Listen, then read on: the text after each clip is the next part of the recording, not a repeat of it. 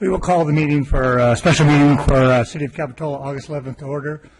Sue, can we begin with a roll call? Councilmember Harlan. Here. Councilmember Bertrand. Here. Councilmember Germany. Here. Mayor Bottorff. Here. Can we all stand for the Pledge of Allegiance? I pledge allegiance to the flag of the United States of America and to the republic for which it stands, one nation, under God, indivisible, with liberty and justice for all.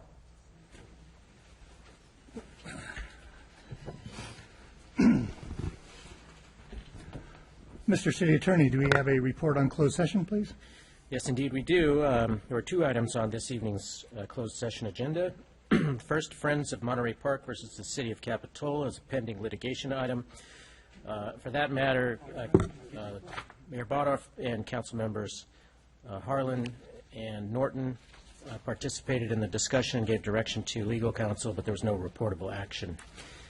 A conference with real property negotiators was the second item, and that item concerned property owned by the city along Soquel Creek, identified as assessors parcel numbers 035-121-043 and 035-121-44. Again, the council, this time the entire five-member council received a report from and gave direction to its real property negotiator, City Manager Jamie Goldstein, but there was no reportable action. Thank you for that report. Sue, do we have any additional materials? Yes, we received 23 additional materials for item 7A regarding the Polar Express train traveling through Capitola, and one additional material for item 7B regarding the ballot measure language. Thank you. And Mr. City Manager, any additions or deletions to the agenda? Staff has no changes. Great. With that, we'll move on. Excuse me. We'll move on to the public comment period. This is a time when we allow members of the public to come and address any issue that is not on the agenda. So if you'd like to come up to the podium and give us your name, and you'll be allowed 3 minutes to speak. Welcome. Mayor, Councilman Gary Richard Arnold. What's happened in the last 7 or 8 weeks is that Operation Cloverleaf has ended. Operation Cloverleaf was the dumping of chemicals and chemtrails throughout the Monterey Bay area. In fact, if anybody goes to their computer and they can look up CIA Brennan, talks about geoengineering. And that was Operation Cloverleaf. Your city council, AMBAG, the supervisors were all given this information by various people. A 5-year-old child could look up and tell the difference between a contrail and chemtrail, and none of you notified your health departments or did any extra effort protecting your constituents. The NASA report that came out before 9/11 talks about, on page 43, explains micro-sized dust that's distributed in aerosol, inhaled in the lungs, and executes its pathological mission. Their death dumps and their experimentation has been going on for a long time. It's a binary product, and it selectively can injure people depending on diet, clothes, and other types of products. But this has been brought to your attention. I've been in one of the air hangars talking to people.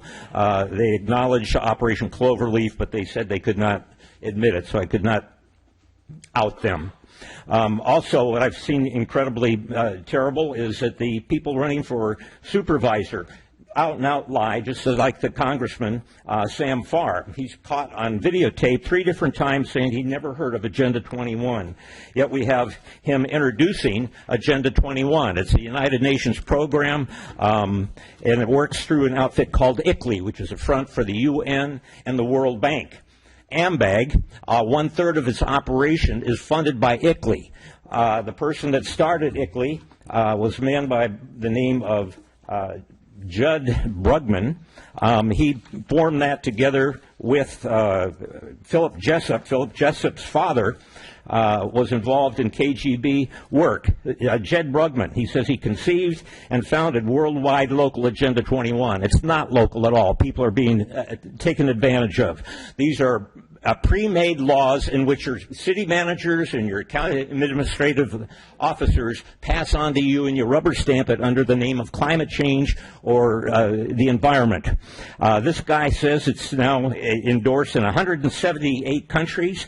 It's a result of 1992 UN Earth Summit. It's in 10,000 communities. The Agenda 21 is also there. I look at their tax return inside the United States, and they have down here local Agenda 21 campaign, provide support to local cities. It is not local. This is the World Bank and the United Nations trying to create a European Union or a North American Union here by having you harmonize the laws and adopt them so that you can be taken over during the next false flag. That's what this is all about. And again, these guys lying that it never occurred. The people in charge, the biggest lobby in the state of California is California Forward. It's Rockefeller's Common Cause. Leon Panetta was co-chair. There's 2 plaques on the courthouse steps in which people, when they go for civil matters or criminal matters, walk by 2 plaques dedicated to Hugh DeLacy. Hugh DeLacy was a communist associated with 4 different spy rings, and the Board of Supervisors won't take that thing down. He supported Hitler in 1939, and he continued to support him. Leon Panetta gave him military information for 10 years. He attended his funeral, and he praised him in the congressional record. Anyway, people need to find out Leon Panetta has been responsible for pushing UN Agenda 21, and people need to look into these powerful lobbies such as California Forward, which includes... You're going to need to wrap up. Okay. Okay. Which includes 4 foundations. Thank you. Is there anyone else that would like to speak to the council?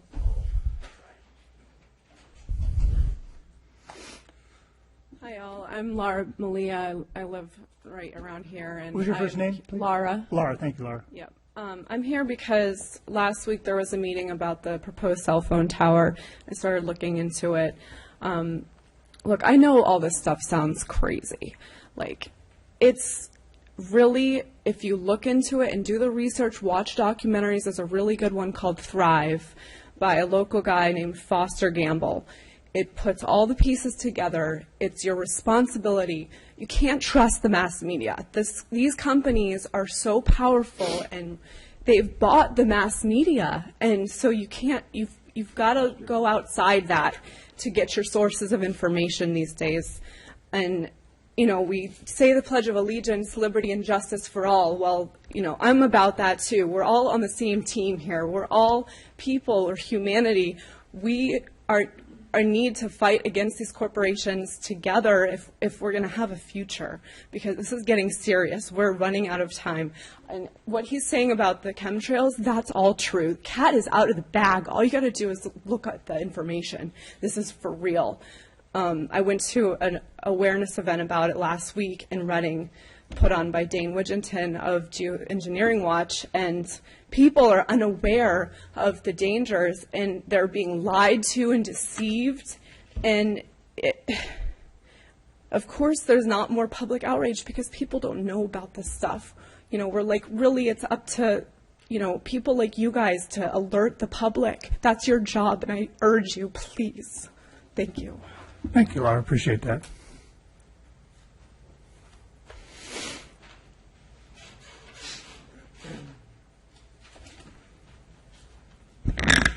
Marilyn Garrett. I met Laura here a week ago in these chambers when Verizon, collaborating with Doug Kaplan of Lomac Property Group, plan another radiation-emitting, cancer-causing cell site on top of the AAA building on Capitola Road.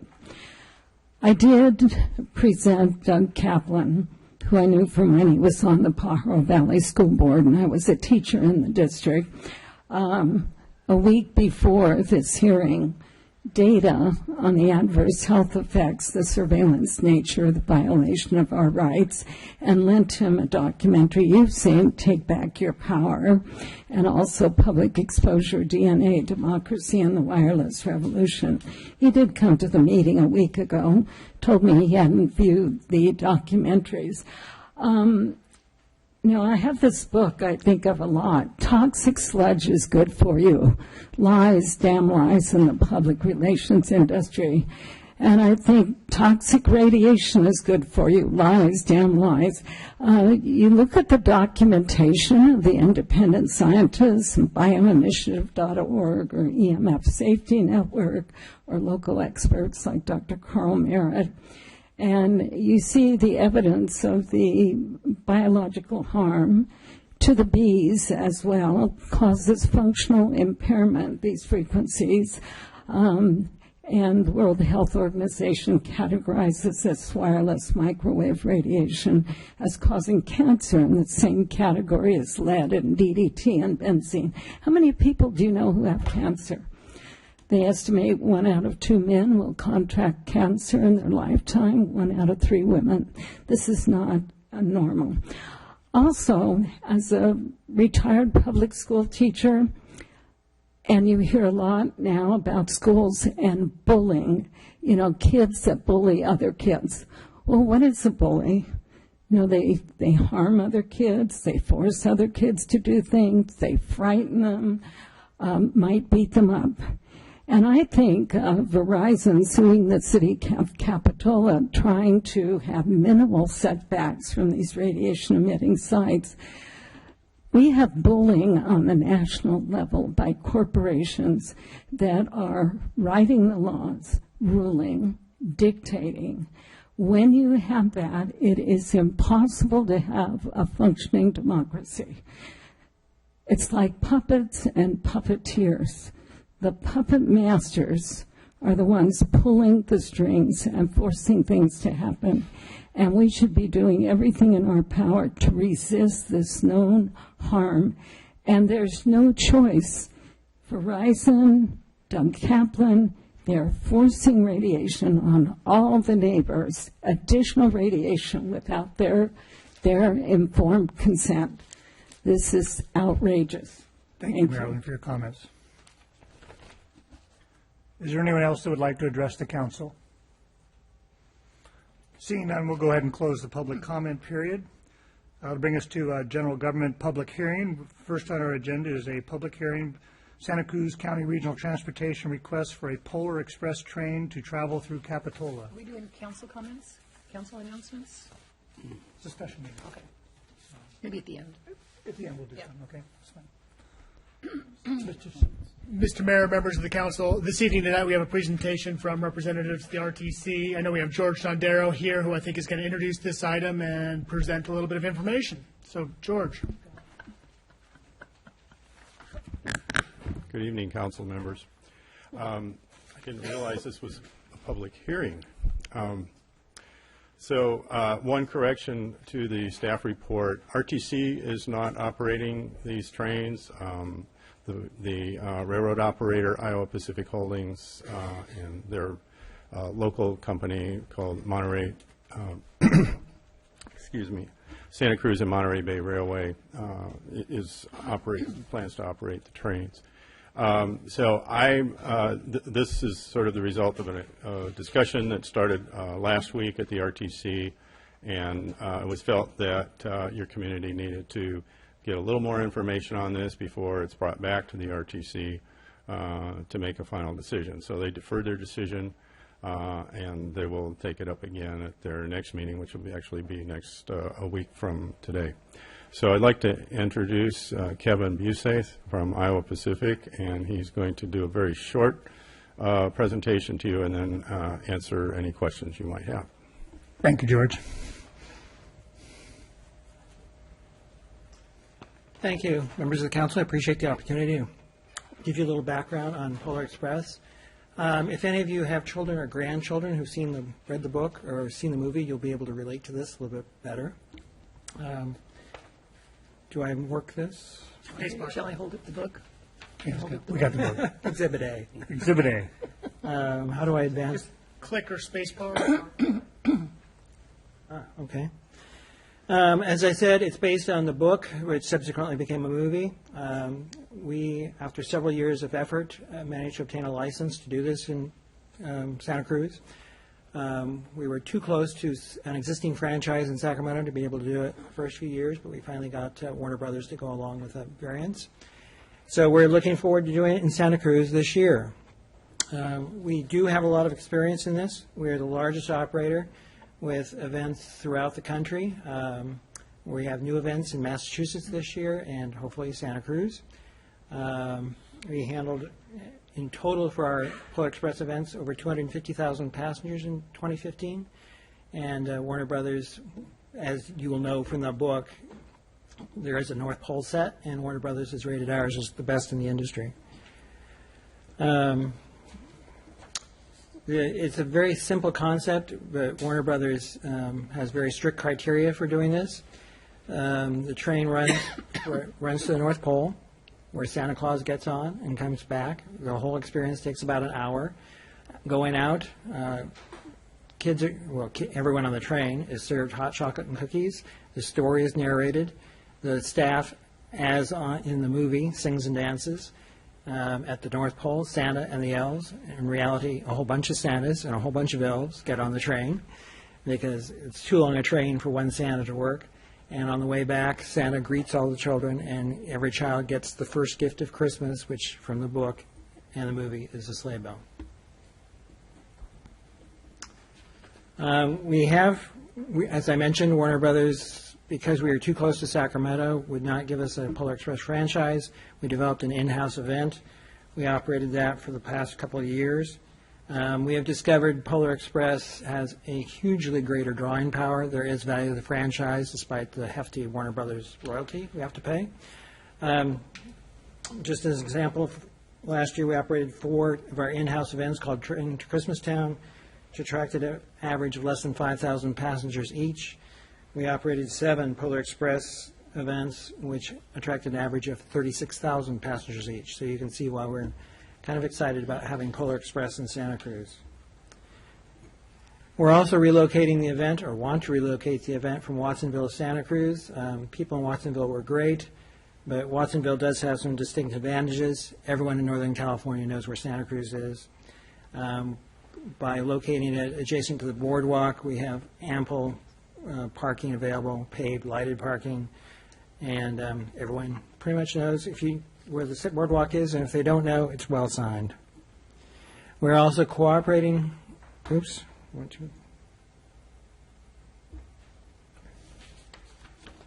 We are cooperating. Did I go skip one? Tab to go back. Oh, okay. Anyway, I lost my train of thought there, so to speak. We're estimating, our estimates are not perfect, but our marketing people estimate we'll be attracting 25,000 to 30,000 people for this event. One of the synergies is that Santa Cruz has a lot of dining and lodging options, as does the greater area. I know people from Sacramento are already asking about when reservations will be available, and I suspect some of them will be coming down here for Shadowbrook or something like that. There will also be employment opportunities. We anticipate, based on our projected volume, that we'll have up to 100 positions for temporary employees working on the train or in support areas. And the train will operate through Capitola. There are 5 grade crossings within Capitola we'll be crossing. The North Pole set will be just south of Capitola. And under Federal Railroad Administration regulations, track has to be maintained to FRA Class 1 for passenger operation. Portions of this track are now what are called accepted trackage, which means we can operate freight over them. We can't operate passenger. We will be doing whatever work is necessary to bring the track on the Polar Express route up to Class 1 standards. And then just a quick, oops, I seem to be skipping ahead here. Go back with the tab. How do I tab? No, that's the next. Oh.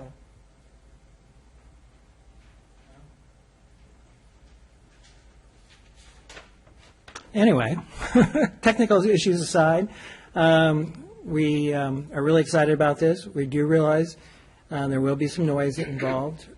Under Federal Railroad Administration regulations, trains have to blow the horns for every grade crossing. There'll be up to 4 trains a day at peak season. It'll start with just 2 trains a day, and it'll just start with 3 days a week, and gradually build up to the week before Christmas when it's daily. But as I say, the FRA does mandate the horns be sounded, does mandate the noise level of the horns, and even if the FRA wasn't there, our insurance people would mandate it. There's huge liability issues if we don't do that. So we are really looking forward to this, hoping people at Capitola will welcome it. I know there is some interest in having regular train service between Santa Cruz, Capitola, and other communities, and this is a small step in that direction. So thank you very much for your time. I'm happy to take questions. Questions? Yes. Oh, Mike, I'm sorry, I didn't know. That's okay. You looked at me, I just raised your hand. Yeah, oh, there it is. Are you confident that with the size of the train and the speed it'll be going, the trestle that we have in Capitola is adequate to handle it? Absolutely. Okay. The trestle, we're subject to federal inspections on everything, including all our bridges. Trestle is fully compliant with all federal regulations, has been inspected, and just as an additional measure, will be inspected before trains begin operating. But there's no question it's sound. Thank you. Dennis? Where's Christmastown? North Pole. Christmastown was our last event. Just the other side of, what's the street? New Brighton Road. Thank you. I should also introduce Mike Edwards, who's... Is it at the Wingspread property? The Pardon? Wingspread property, the state park property? Yes. Okay. Okay, good. Yeah. We walked a lot of the line last week and identified that as the best site. Great, okay. So you're going to be going over the Capitola Trestle, you'll be going along New Brighton State Beach. Very scenic corridor right there. It goes through State Park right there. Unfortunately, most of the trains will be running after dark. Oh, it is? Oh, okay. Stephanie, any questions? John? Quick question. The last train that leaves Boardwalk, is it 7 o'clock? Was that the departure? I can tell you. Last departure is 7:30. 7:30. And any idea what it's going to take to run from the Boardwalk to the North Pole? Roughly half an hour. Half hour. Or a little less than that because there's a little time at the North Pole, so maybe 25 minutes each way. And then how much time do you expect at the North Pole? Just 5 minutes, maybe 5 to 10 minutes. okay. Enough time for the kids to see the North Pole. Sure. For Santa and company to get on board. So just for those that might be concerned about noise, it'd be fair to say that if the train leaves at 7:30 and get to the North Pole at 8 and then leaves, it would be out of the Capitola space no later than 8:30. Oh, by 8:30 it's back in Santa. Back in Santa Cruz, right. So just, there would be no noise after 8:30 in Capitola. Right. Okay. Great. Thanks. Okay. Thank you very much. I just have a comment. We're going to I'm going to ask if there's anyone from the public that wants to weigh in. Okay, thank you for that presentation.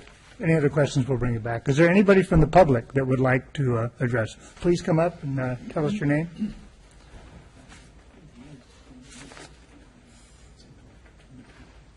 You can come up from the public.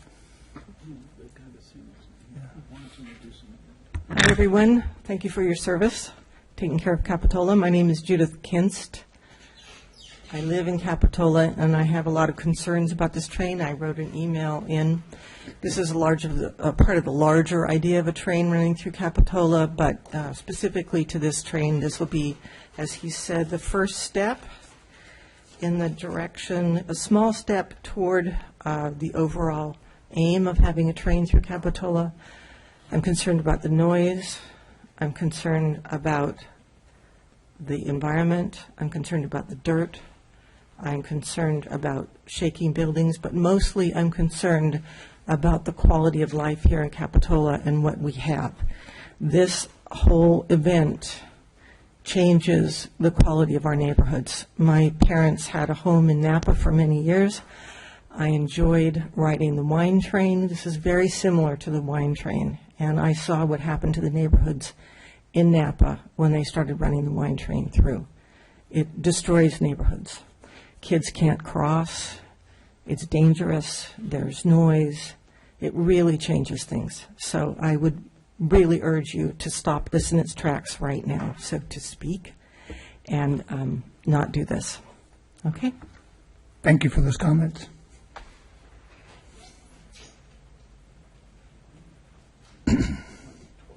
Hi, my name is Shinshi Roberts, and I live along the railroad corridor between the Capitola Rec Center and 41st Avenue.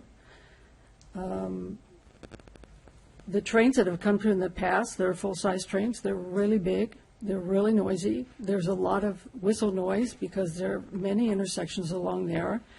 Again, this feels like just an extension of the attempt to put in a full-time railroad system through there. If that happened, first of all, I don't know how that's going to connect up with the rest of the transit system. It would require huge amounts of property in order for parking. For example, I lived in San Francisco for years, and a BART station is at least the size of all of the land at the Capitola Rec Center that would be needed to make connections. But anyway, that's something that I suppose could happen in the future. But I'm really concerned about these incremental little picking away at our quality of life in Capitola. I really appreciate the tourists. I realize it's a major source of income. On the other hand, the rest of us live in Capitola as well. It would be so wonderful to have a hike and bike trail along the railroad tracks. It would be such great quality of life. People could who are guests could be like tourists who be at the, for example, up at the Depot Inn, could rent a bicycle or get a bicycle, ride all the way into Santa Cruz. It'd be great. There'd be lots of wonderful things about it. Instead, we have this whole thing about a train. And if you look at the plans for the train, there's no way that there's enough space there for a hike and bike trail and the train, which is what they usually say is going to happen. But unless you're going to declare eminent domain or something, I don't see how it could possibly be wide enough for both a train and a hike and bike trail.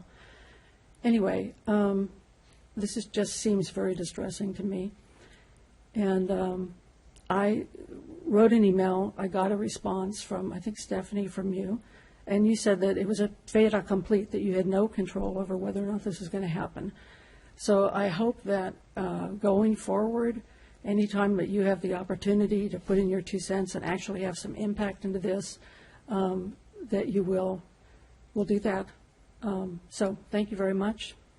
Thank you. Thank you for your comments. Mr. Graves, how are you? Good evening, Mr. Mayor, members of the council.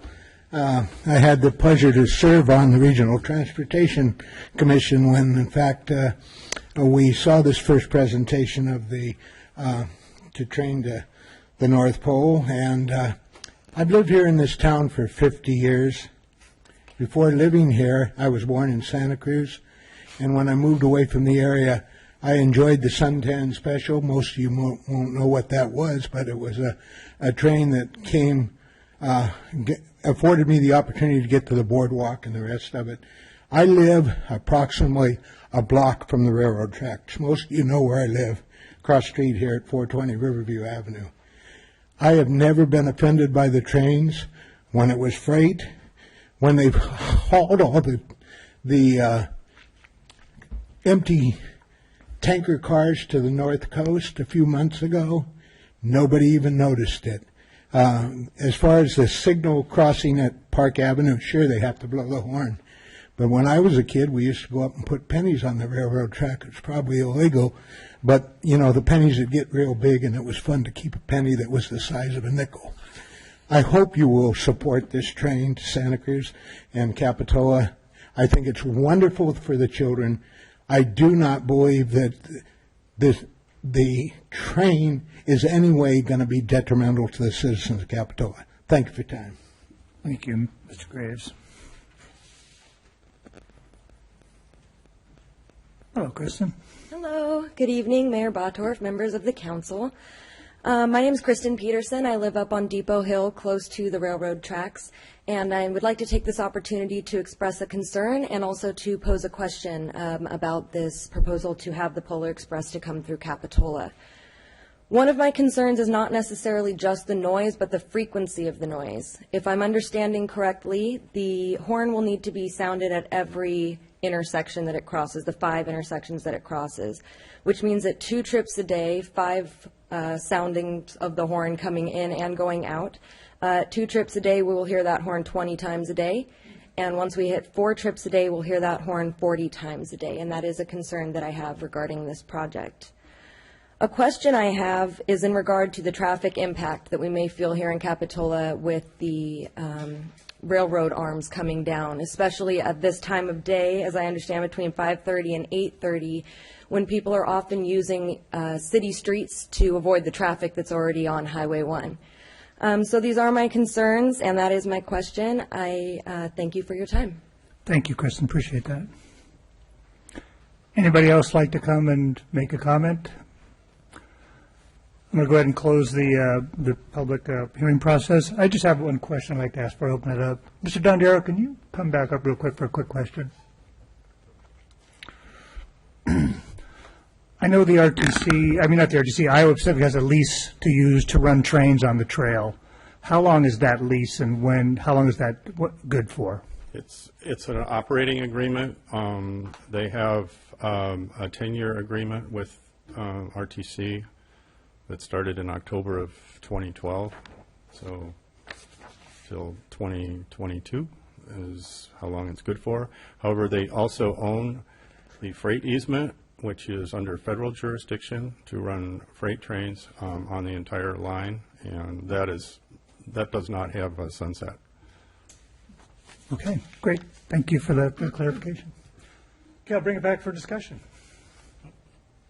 Joe, I got an email from a resident. I just wanted to bring this information to the council. When the train caused problems years ago with traffic backups. With increasing traffic on 41st in the village, this would cause an even more dramatic traffic issue. As well, it will impact emergency vehicle traffic. Do not forget how frequently the crossing arm came down for no particular reason, both at Depot Hill and 41st Avenue.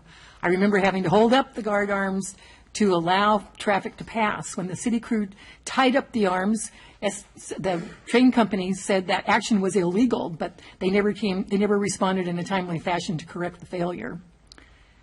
When we heard the train coming, this is from a retired police officer. When we heard the train coming, the officers would watch the tracks on 41st Avenue and the village as another layer of safety. So we might need some more officers out there.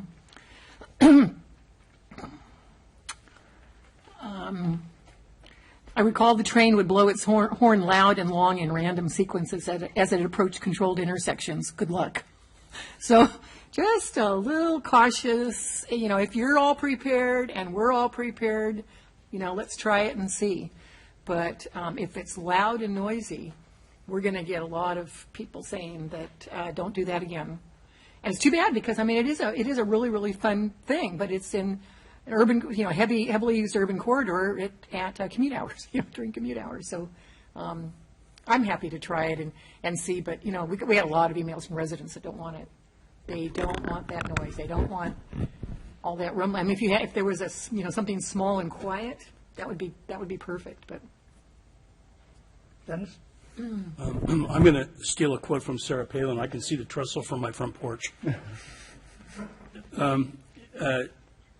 For 150 years, that railroad's been there. It isn't there just put there overnight. It's been there for 150 years. It was produced. In fact, at one time, everybody that came to Capitola came here by train. And those people are the people who built the houses of our community, and that's how they went back and forth. The automobile certainly has changed that considerably. But it wasn't more than 10 years ago that freight service basically stopped on that rail corridor. When there was freight service there, we didn't get any complaints as a city. Very seldom, occasionally something's going to happen, our arm's not going to go down. It's the same as we have traffic tie-ups on the freeway. Things like that do happen. But we didn't have Now, I agree with you, Stephanie, that we're going to probably hear about it with the whistles because the West Side went through that same thing. But the advantage and the public relations of having something on that corridor, and particularly for children in our community, and in the Christmas spirit, this train may be the only time that kid is ever going to have a chance in their lifetime to ride a train. They are disappearing from the West Coast. So I think it's a good opportunity for the community. We can weigh it out, and we can make a decision next year whether this is feasible for us or not. But let's move forward and let's weigh it out and see what kind of response we get and how people enjoy it. I'm only a little disappointed that we don't get a stop in Capitola and getting off and on. But I think the boardwalk is the best loading place. I think you got ample parking there. It doesn't put any burden on Capitola. It could bring this economic commerce to our city as well as the city of Santa Cruz. So I support this program. I just have a question I'd like to bring up. Your microphone. I'm sorry. Whoever you'd like. I'd like the president of the railroad company to come up because you, well, you're here. Or maybe George. I just. No, I'm sorry, President. That's what I heard that you were. Okay. Let me call Human Resources and tell them. Okay. Well, thank you very much. I wish I could give you a promotion. Your presentation was great. I'd just like to find out a little bit more, certainly for the public's interest. What is the nature of the freight easement? How long is this going to go on for? And I don't see any freight going back and forth. Ron just mentioned, the empty cars, but aside from storing cars and moving them back and forth, I don't see, there's no more chemical plant, cement plant. I mean, so maybe if you could expand on that, or maybe George, whichever is the best person to answer this question. Well, we would love to develop freight traffic, and we have marketing people who are working on that. Freight traffic does not develop overnight. You have to get, if someone is already located here who could use rail service, they have to change their logistics if they haven't been using rail service. If someone needs to relocate to an online rail location, well, that can take years, as you know, with planning permission and environmental reviews and all that. Legally, as George mentioned, the freight easement continues forever. If someone wanted to change that, have to apply to the Surface Transportation Board in an abandonment proceeding. Excuse me, I'm going to interrupt you for a second. Yeah. Mr. City Attorney, I want to stay focused here on this public hearing. This is about the Polar Express. It's not about a freight easement. And I want to just know that should we be limiting our conversation to what's on the agenda and not about anything else? I think the discussion is getting a bit afield of the topic on the agenda. I'd like to focus your questions on the Polar Express. Okay, that's what we're talking about tonight is the Polar Express. Do you have any other questions regarding that? No, I see the issue. I see the issues of whether we're going to do Polar Express and the larger public discussion of whether people want a rail or just a trail. And so that's the reason why I wanted to take this opportunity to find out what the nature of the lease to do freight. Right. Well, I asked that question earlier. That's why I clarified that. But I think we need to focus on Polar Express. That's what we're discussing. Do you have any other questions or comments about Polar Express? No more questions. Thank you. George, did you want to say something? Just a process issue. My understanding is that the action you're going to take tonight is not to give permission to Iowa Pacific, but it is to give direction to your representatives on the RTC who will actually make the decision, because the RTC owns the railroad. George, careful, my comments may not be exact. We are up here today to come to a decision about us supporting or being negative about this. Absolutely, you're absolutely correct. Well, I only said that because of the way it was described in the staff report. Okay. I think we're all clear what we're doing here. Okay. We're not dictating anything. We're either going to make a consensus decision or not. Right. Thank you. Okay. Thanks. Michael. Well, along with Dennis, I'm Dennis's alternate in the RTC, and I have long been an opponent of any rail on something that could be a beautiful trail. So I want to start by saying that, and Dennis knows this because we kind of have a different view on that. Let's be serious here. We have no power to stop rail traffic on there. There is a federal freight lease. If CEMEX were still in business, we would see, with or without our approval or our joy, freight trains would be running there every day, maybe multiple times. Capitola can't very well put a barrier up and stop a rail line from running on there. Would I rather there not be a rail line on there? As much as I love trains, and I am a train lover, I feel that the trail is more important, but that's not the issue tonight. As much as they may want a trail, this is not the issue to stand on for your your opinion on whether or not this fabulous corridor that we own now, the RTC owns, should be used one way or the other. This is a 4-week endeavor. I will not spite the families of Santa Cruz County and beyond by not letting this happen because we don't like the idea of rails on a corridor that already has rails on it. That's a fight to be taken up daily and monthly at the RTC, and it should be. And just to be considered, not to be outright turned away. I mean, this is something that is constantly should be considered and questioned. And for 4 weeks, I mean, for years, Southern Pacific ran rail on there. I don't think anybody ever asked us. As a matter of fact, we tried to get them on the phone. They never would talk to us. So they pretty much did what they wanted for the last 60 years. So I believe for this particular endeavor, to bring this level of magic to the community, that we should just step back and allow the RTC to make the decision and let this go forward. Thanks. Comment? Yeah, okay. So,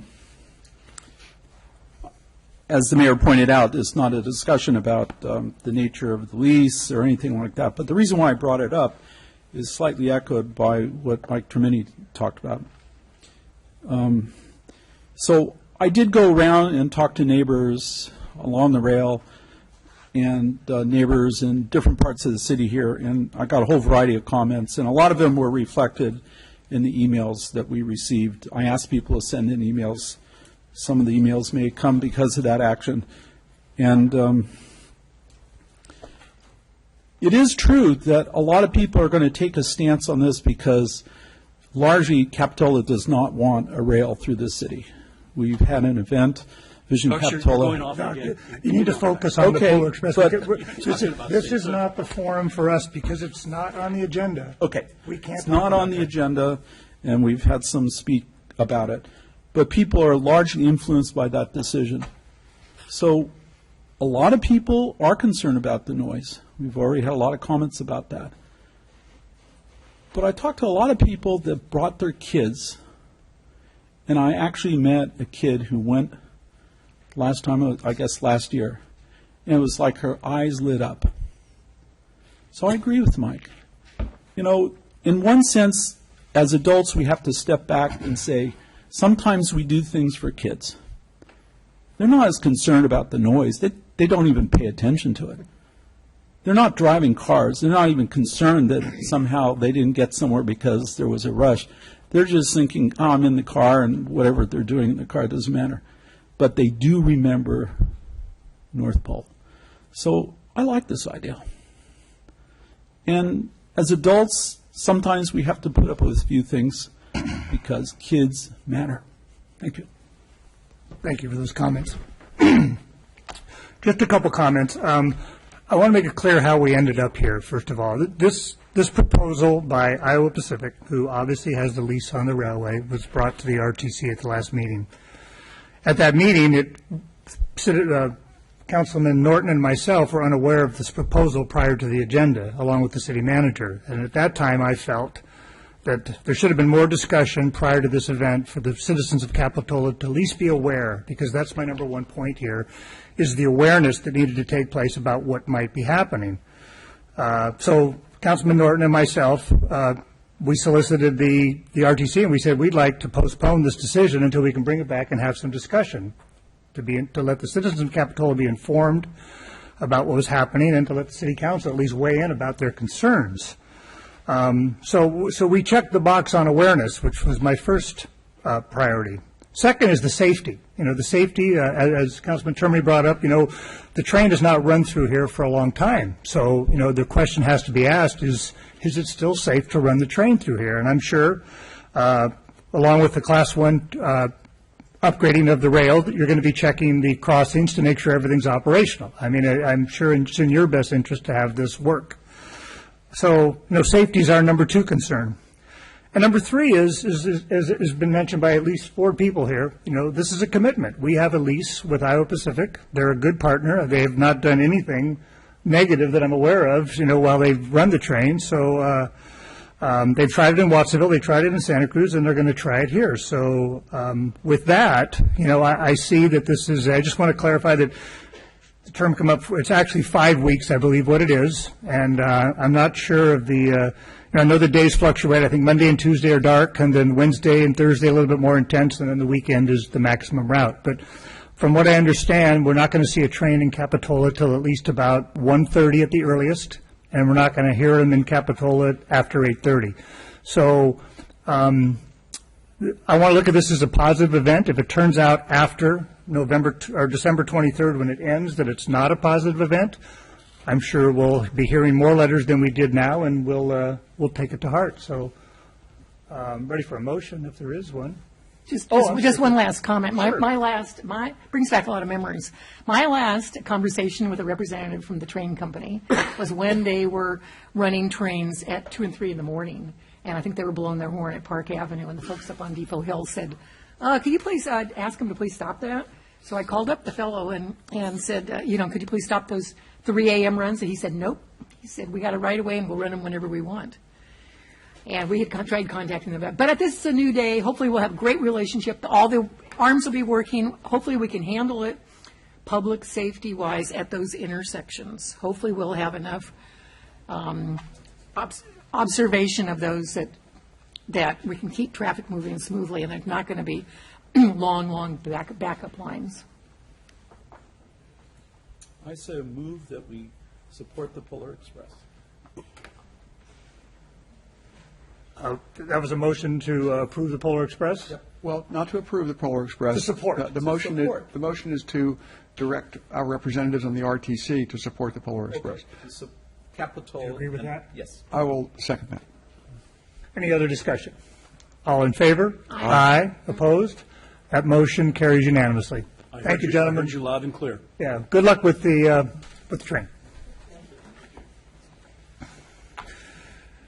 Okay, let's take us to the item B. This is to approve an argument for the Capitola ballot measure regarding extending the sunset date on the existing 1/4 cent transaction and use sales tax and identify signers of said argument for the November 8th, 2016 election. Mr. City Manager? Mr. Mayor, members of the council, you'll recall at the last meeting, the council adopted a resolution to place a continuation of the Measure D 1/4 cent sales tax on the November ballot of this coming year. In addition, the council appointed a subcommittee comprised of Dennis and Councilmember Harlan to prepare a draft argument in favor of the measure and bring it back to the full council to consider. So this is the draft argument that's been prepared by Councilmember Harlan and Councilmember Norton. It's in front of you. It was distributed as a late addition item to your packet. So the two things to do tonight is to review and approve the argument in favor for submission, and then to potentially approve a list of signers and possibly a list to prepare a rebuttal, to sign a rebuttal if a rebuttal is necessary to be filed. And with that, I'm available for questions. Would it be appropriate to read this to the public? Should be. I would be happy to. I'd be happy to do that. Would you please? Okay. This is the argument in favor of the measure. Capitola is a wonderful place to live and visit. The many amenities that we enjoy here, the beach, Soquel Creek, our parks, our walking town, the wharf, and our safe community. They are all major parts of what we identify with as Capitolans. Together, we passed Measure D in 2008, a 1/4 cent sales tax. We receive about $1 million a year. This tax will expire in 2017. Today, we continue to have important needs, and we are asking you to support a continuation for 10 years. For general government operations to include the following. Potentially, there could be some cleanup there. Refurbish the wharf originally built more than 150 years ago to protect it and maintain it for future generations. Preserve the beachfront, our creek, the lagoon from storms. Ensure full staffing in the police department, achieved since the sales tax was first enacted, can be maintained. Improve our parks, sidewalks, and bike lanes. Capitola's population swell in the summertime, and expenses for public safety and increased recreational activities skyrocket. We need a fully staffed police department to ensure public safety year-round, including during periods of increased demand each summer. It is time for us to take care of our wharf and beach for the next generation. With sea level rise and a predicted increase in the frequency and intensity of storms, this is an important issue for us. The city budget includes funds for minor wharf repairs, but major repairs are very expensive. We want to provide our community with the highest level of service, protect our environment, and enhance public safety. This small tax is spread across a broad spectrum of people, including tourists and visitors. Please vote yes on this measure and help us continue to keep Capitola the wonderful place that it is. So this currently is 291 words, and the total word count maximum is 300. So we're 9 under the total word count. Then the only part where I was reading, usually when I'm reading something out loud and I get stumble up, I always think that potentially is an area for an edit. And this was the one spot where I stumbled up a little bit in here. So potentially that's one spot to look. That's for general government operations to include? Yeah, it was just the going from that paragraph to this. People aren't going to know what general government operations. They don't know that term. The general public doesn't know that term. I don't think the problem's with today, and maybe it's just that one sentence. Today, we continue to have important needs, and we are asking you to support a continuation for 10 years of funds from. How about 15 years? Support this tax? Change it to 15. Support a continuation of this tax? Or no, maybe would it be a tax continuation for 10 years?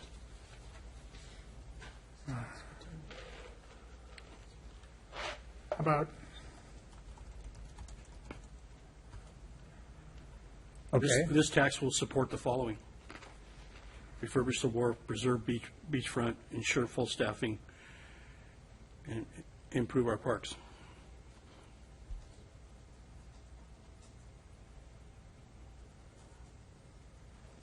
That's better. That seemed. Yeah, just delete. The whole thing. The whole thing, the following. You got oh, okay. Better.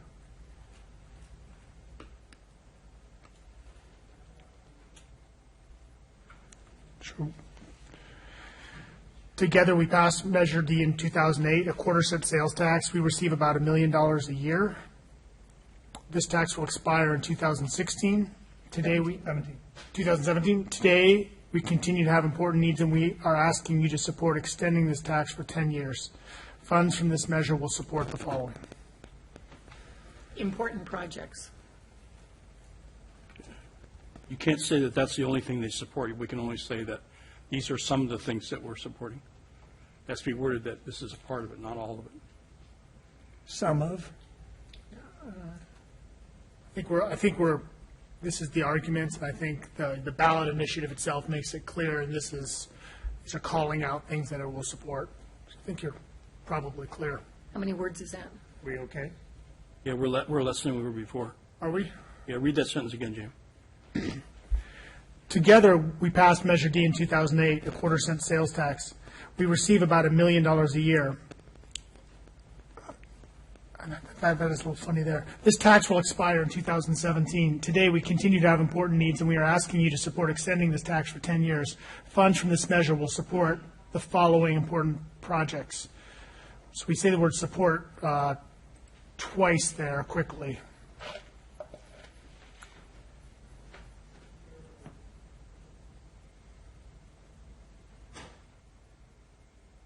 You could drop support and just make it extend.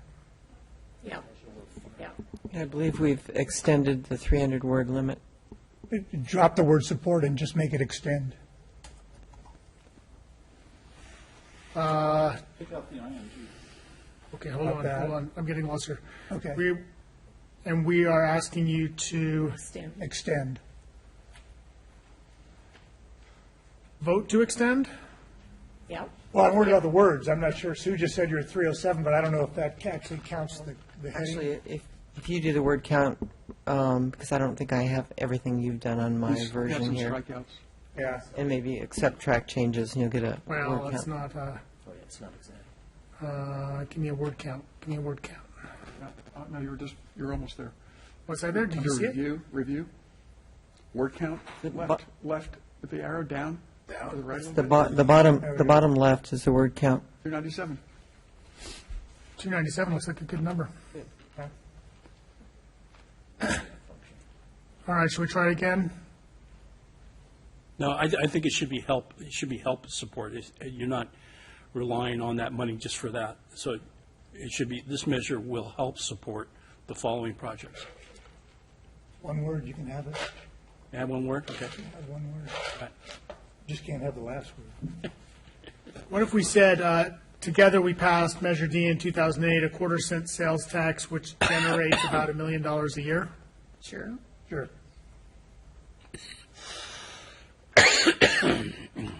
Now, We lost 3, so we gained 3. It's fine. I'm going to ask the finance director, who's been preparing an impartial financial analysis for this, which will appear right below this, and in it you put a figure, estimated revenue figure.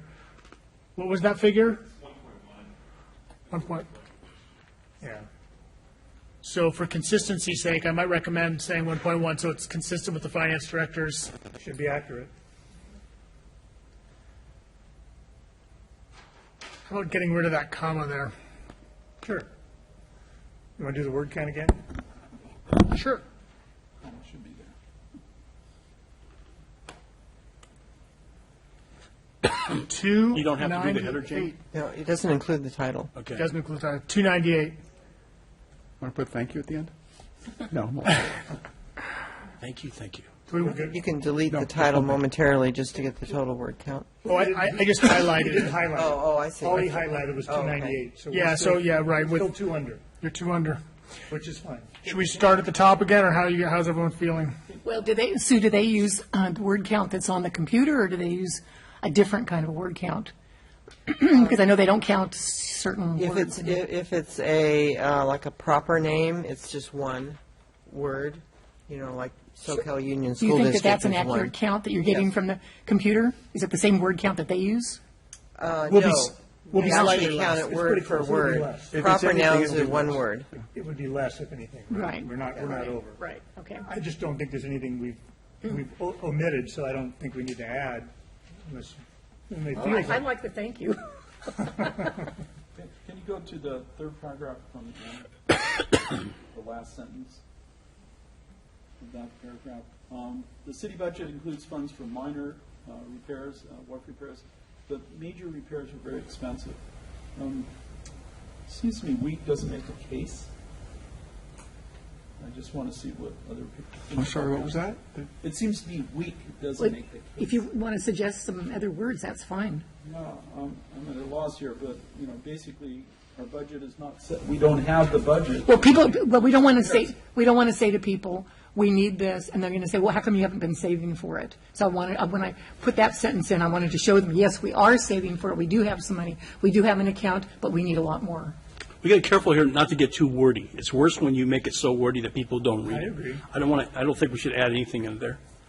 But if you want to change the words or emphasize something else differently, Jacques. Well, you could say, but major repairs exceed our funds, or maybe something like that. I like it the way it is. I like the way it is. Yeah, it looks It's good. just open. It's fine. Let's leave it open. Yeah. So Yeah, just leave it like it is. We're going to mess it up. I'm going to I take. don't want to, I really don't want to Take this off? wordsmith it. I think that a lot of work went into creating that. I think it's fine, unless you just stumbled over reading it. That's why I just wanted to correct the flow. Yeah, as I was reading it, I felt like the flow. We could wordsmith it to death and not improve it. So I think you guys did a great job. No, I like it generally. I just want to see what people felt about. You want to read it through one more time and Sure. see how it flows? Okay. Capitol is a wonderful place to live and visit.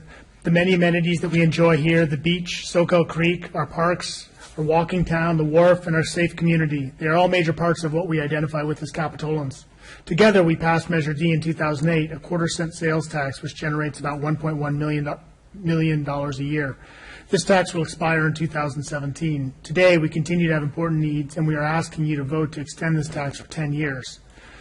This measure will help support the following important projects. Refurbish the wharf, originally built more than 150 years ago, to protect it and maintain it for future generations. Preserve the beachfront, our creek, the lagoon from storms. Ensure full staffing in the police department, achieved since the sales tax was first enacted, can be maintained. I think there might be a little issue there. Yeah. Improve our parks, sidewalks, and bike lanes. Capitol's population swells in the summertime, and expenses for public safety and increased recreational activities skyrocket. We need a fully staffed police department to ensure public safety year-round, including during periods of increased demand each summer. It is time for us to take care of the wharf and beach for the next generation. With sea level rise and the predicted increase in the frequency and intensity of storms, this is an important issue for us. The city's budget includes funds for minor wharf repairs, but major repairs are very expensive. We want to provide our community with the highest level of service, protect our environment, and enhance public safety. This small tax is spread across a broad spectrum of people, including tourists and visitors. Please vote yes on this measure and help us continue to keep Capitola the wonderful place that it is. So, The only thing I was thinking about is taking out the help, because they will fund those things. The reason why we're asking for it is because we don't have the money for these expensive items. So why don't, we could say, we want to give the impression that we need the funds. So let's not, I would suggest that we take out help, because they're going to say, well, if you need a little help doing that, why don't you just wait a little longer and save up some more money, and then you do it yourself. And we want to show that we don't have the money for it. Before we go back, if he's on that line there. That's a good point. Jamie, if you brought up, ensure full staffing can be maintained in the police department, just move that up. Ensure full staffing. I could. Ensure full staffing. That way it doesn't seem like, because it seems like it's, I was going to put it before, this firm fully implemented can be maintained, that was achieved when the first tax was enacted. I don't think the second half of that sentence is really important, but I agree. it just, again, you get wordy on this thing, people won't read it. It is important because it was a That's significant what they promise, paid for last and time, we yeah. and then we did exactly what we said we were going to do. Okay. To put it in there to clarify it. I think, I liked the wording better the way it was before. I think it gets confusing there. Well, it's not right like it is right now. It isn't right, No, no. but it didn't flow the way it was before. Mhm.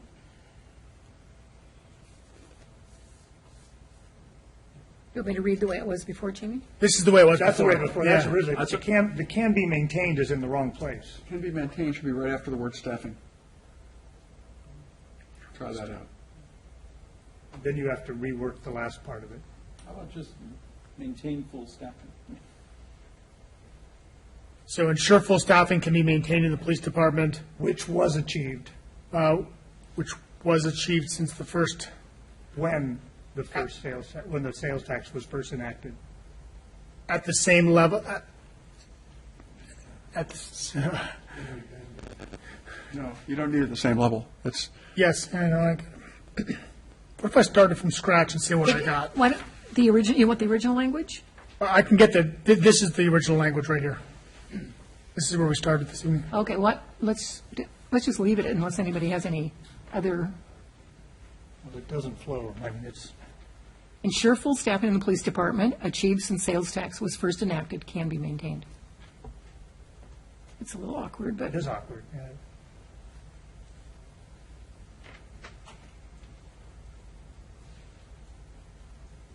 Well, just ensure full staffing can be maintained in the police department. Well, we're trying to Back note to that it full. was, And then- the reason we achieved that is Right. because we enacted the last Right, tax. just put the can be All right. maintained after staffing and then leave the rest of the So sentence. here's a completely revised version. Ensure the police department is fully staffed as has been achieved since the sales tax was first enacted. It's better. It says the Fine. same thing. Okay. It flows, at least it flows. It doesn't. Is that better? Should we? Yeah, that's better. Okay. So go, And you want to. well, up above where it says the measure will help support the following important projects. I think we should take out help because this measure will support the following projects. No, because we already have a program on each one of those. Yeah, but we don't have the money for it, so we're asking people rather than, if they read this, oh, they need money to help it, they'll say, well, just save money and you can do it later. We don't have the money for it. So it would be nice to convey the message that we need the money to do these projects. yeah. That would strengthen it. Are you okay with it? Leave it? Leave it? I wouldn't mind taking it out, the word help. You just did. Now you like it? Quick gun, okay. Okay. Word count. All right.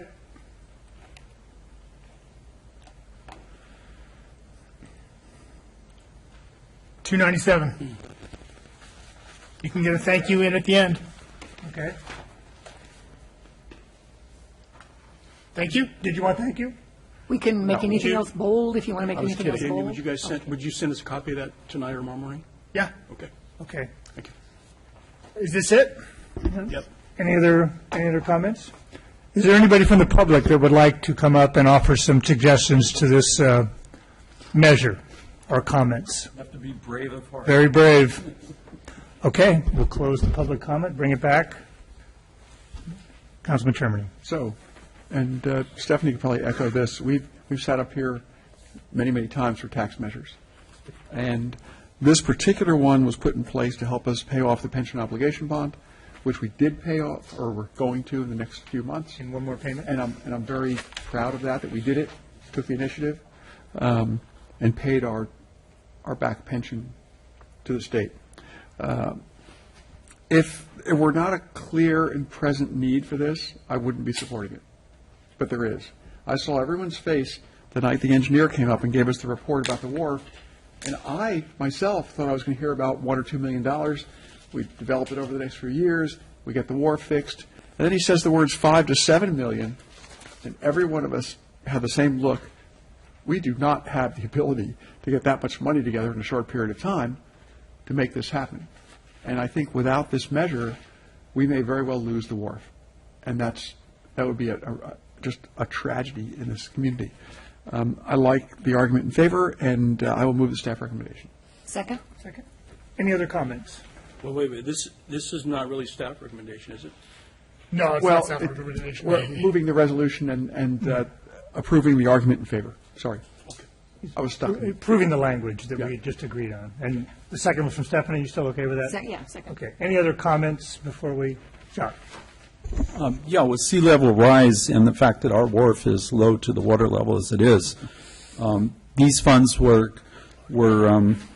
at the time when we had the first presentation, forward-looking, because we're going to have to be dealing with conditions that are going to be much worse than we've seen in the years, 150 years before this. So I definitely support this measure because of that, too. Dennis. I remember 12 years ago, we actually had a discussion of the wharf at the time. We had engineers look at what the height would have to be it would have to be 10 feet taller than it is now to be able to get out of it, such as Huntington Beach did with their pier. And what would happen is you'd have to have a ramp to go up onto the pier. But they said the same thing about Stockton Bridge. Because the only way to save Stockton Bridge is to raise it up 10 feet. So we'd be like Venice if that's the case. Just fix what we got. Stephanie, have a comment? Before I call for the vote, I just have one comment. I just wanted to be clear to the public, that anybody watching this, that the City Council here is unanimous about where they feel these funds are going to be directed. Our primary focus on this, and the reason we're doing this as a unanimous council, which I'm hoping the next vote comes, is because we intend to rebuild and make the wharf stable to last for many years to come. So with that, all in favor of the motion? Aye. Opposed? Motion carries unanimously. With that, I'm going to make a little segue real quick. I just want to make a chance here for City Council comments and Treasurer comments. If there were any Treasurer comments before, you'll pass. Okay, then I'm just going to make City Council comments, then I'll turn it over to you. Mr. Mayor, we were going to identify argument signers, so just to make sure we didn't miss the second piece. Talking about it. Well, then we'll hold off on that, and we'll go. Sorry. Do we need How many do we need to sign it? 5? Okay. So technically the date to submit the argument is next Friday? It's Friday, and we don't need to identify all the signers this evening. We have it under control. Okay. Yeah, that's fine. Okay. Okay. Are we Thank good? you. I'm going to jump to City Council comments real quick, and then is there anybody like to make? Mike? John? Yeah, I do have some, and I think after I make my comments, Stephanie will chime in relation to my comments. So for some time, I've been very concerned about the stench that is in Nom Hill area, and I think that for too long, we've sort of acted as if it's not there, and we sort of get used to it. And then I think of the people who own property around there, some residents that have to live with it.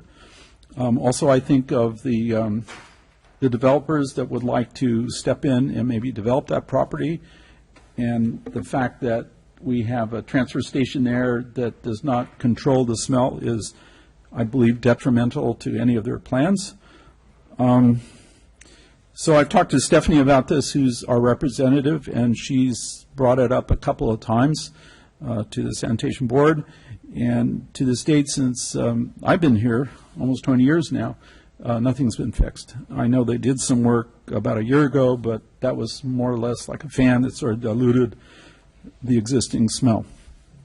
So my request to the board is that we actually ask the sanitation district to come and make a presentation and address this issue in terms of what they're planning to do about it or not planning to do about it, basically explain to the public of Capitola.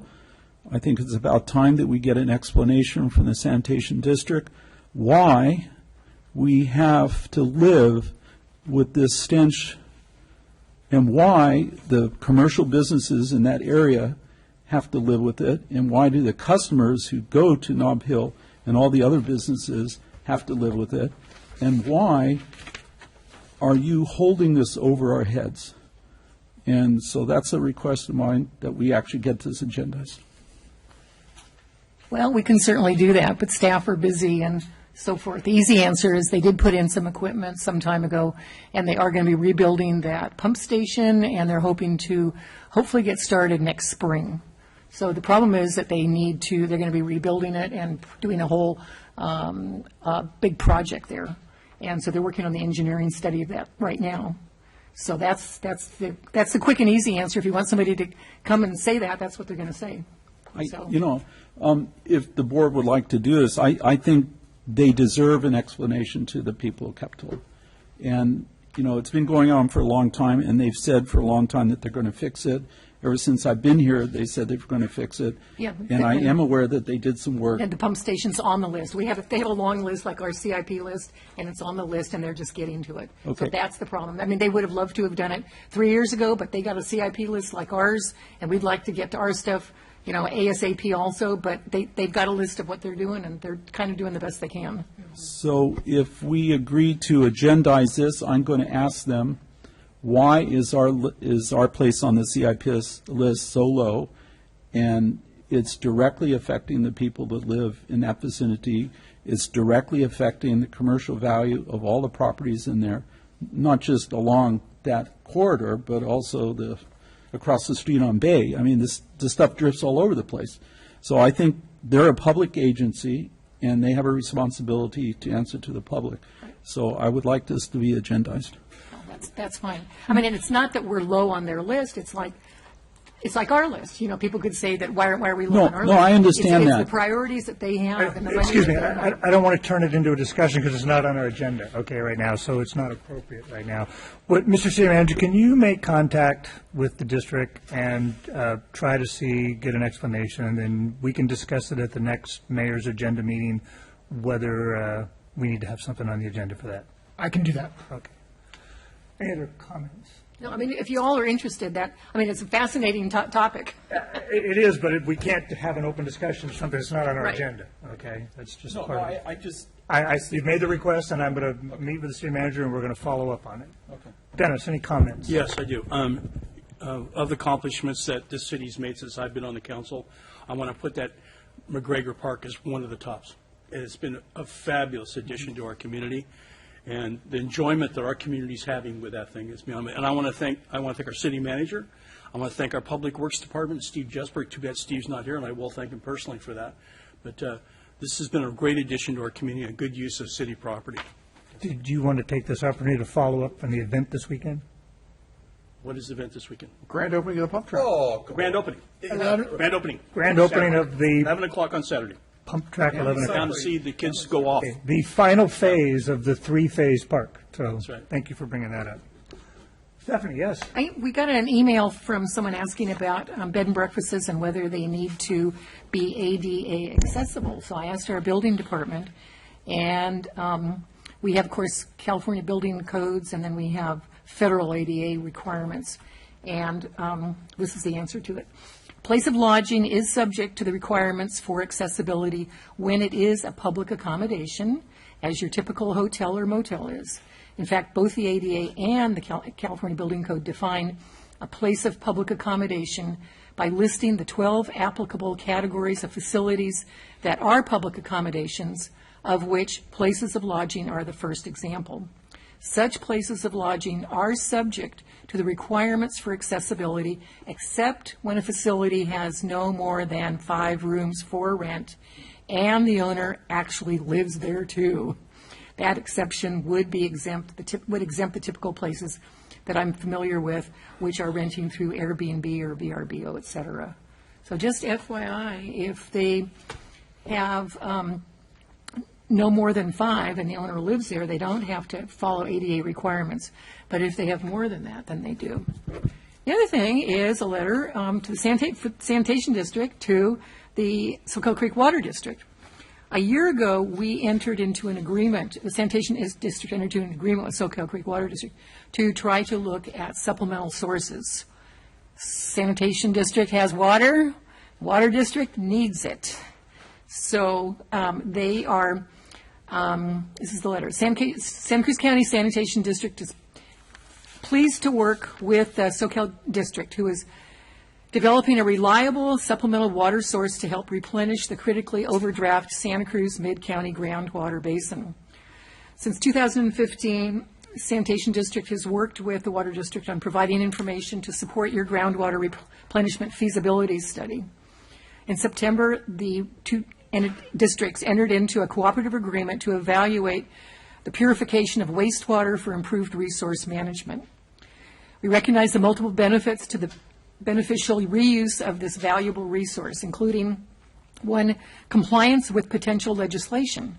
Although the recently proposed Senate Bill 163 by Mr. Hertzberg mandated reduction of sending treated wastewater effluent to the bay was not carried through this year, there's a strong indication that regulatory changes may occur in the future which would limit wastewater discharges to the ocean.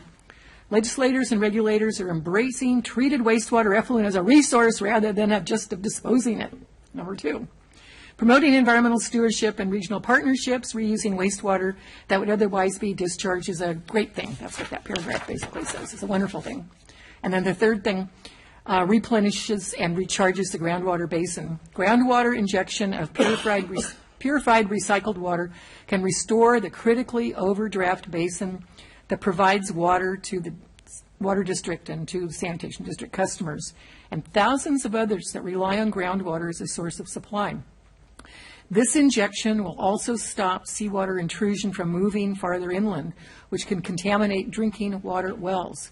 It could also support the efforts of the Santa Cruz Mid-County Groundwater Agency in addressing requirements of the Sustainable Groundwater Management Act. So this is actually very exciting if you're interested in this field, because it's the first time we're going to look at this water as a resource possibly to reuse for something else. And so where we do it, how much of it, we don't know. But this water district is in trouble and needs to aggressively find a supplemental source, whether it's running down the road after a rain and going into the storm drain system, or coming from the toilet, or San Lorenzo River, or desal, or whatever. We need more water, and so this is one step of at least looking at trying to reuse this water. It's not brand new; other communities are doing it, and so I'm going to follow this closely for you. I'll bring you any news. Great, thank you. Any comments? One more comment. Okay. And in regards to what Steph just said, you could go to the Santa Clara water treatment plant and get a tour. And the tour is truly amazing. I went. Which one? Santa Clara Water District. Oh. So they refine the water to the level that we're talking about. And that tour will just change your whole mind if you have any reservations at all. What? For sure. Yeah. It's totally amazing. Yeah. Okay, to get on with the zoning, I have no comments tonight, so we'll move on to the last item we have here, which is the zoning code update. Welcome, Community Planning. Okay, thank you. We're here tonight with a zoning code update, and we'll give you a brief overview of the work that's been done to date with the Planning Commission and previously with you all. The first public release of the zoning code update went out this past February 4th, and it was published on the web. There was a copy put at the library, and both the Planning Commission and City Council received copies. Since that draft release, the Planning Commission has held 10 separate public hearings on the zoning code update. This was March through our last meeting in August. And there's been a really thorough review in going through the code section by section. And we once they gave us direction, we went back with red lines of the zoning code. So the red line copy that you have now has been viewed by the Planning Commission. Additional edits have been made to the red lines, and the copy you have now is their most up-to-date revisions to the draft zoning code. So I wanted to start off by showing you online where we've updated all the work that's been done to date. So as you start going through the zoning code update and you have questions on what did the Planning Commission, what was that discussion they had about parking, we've got everything in one place on the website. So you'll just go to the cityofcapitola.org. I'm going to open it quickly.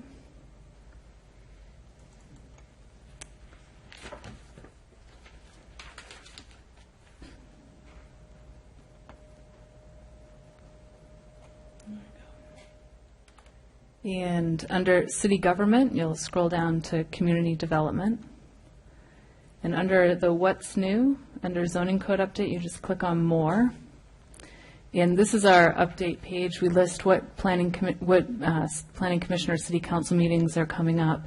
But then we've just added a table that includes all the staff reports that have been written, the minutes, the videos, and then anything else that was attached. So, for instance, all our stakeholder meetings are at the top, and their summary reports are at the end. All the issue and options meetings that have occurred, there's links to the staff reports, minutes and video, and those are for Planning Commission and the City Council. We had a public workshop dealing with the non-conforming multifamilies and the single-family zone. You can click on the presentation or the results and see the summary report of results. And as you scroll down, you'll get into the zoning code update. And there's that February 4th meeting, and then the Planning Commission meetings. I've tried to add a summary of each of the meetings so you'll know exactly what was discussed during that meeting, and then you can click on the link to get there. So, and as we go through the City Council meetings, we have it ready to go for updating once we get your minutes and links to video there. So we hope you utilize that page as a resource as you go through this review of the zoning code update.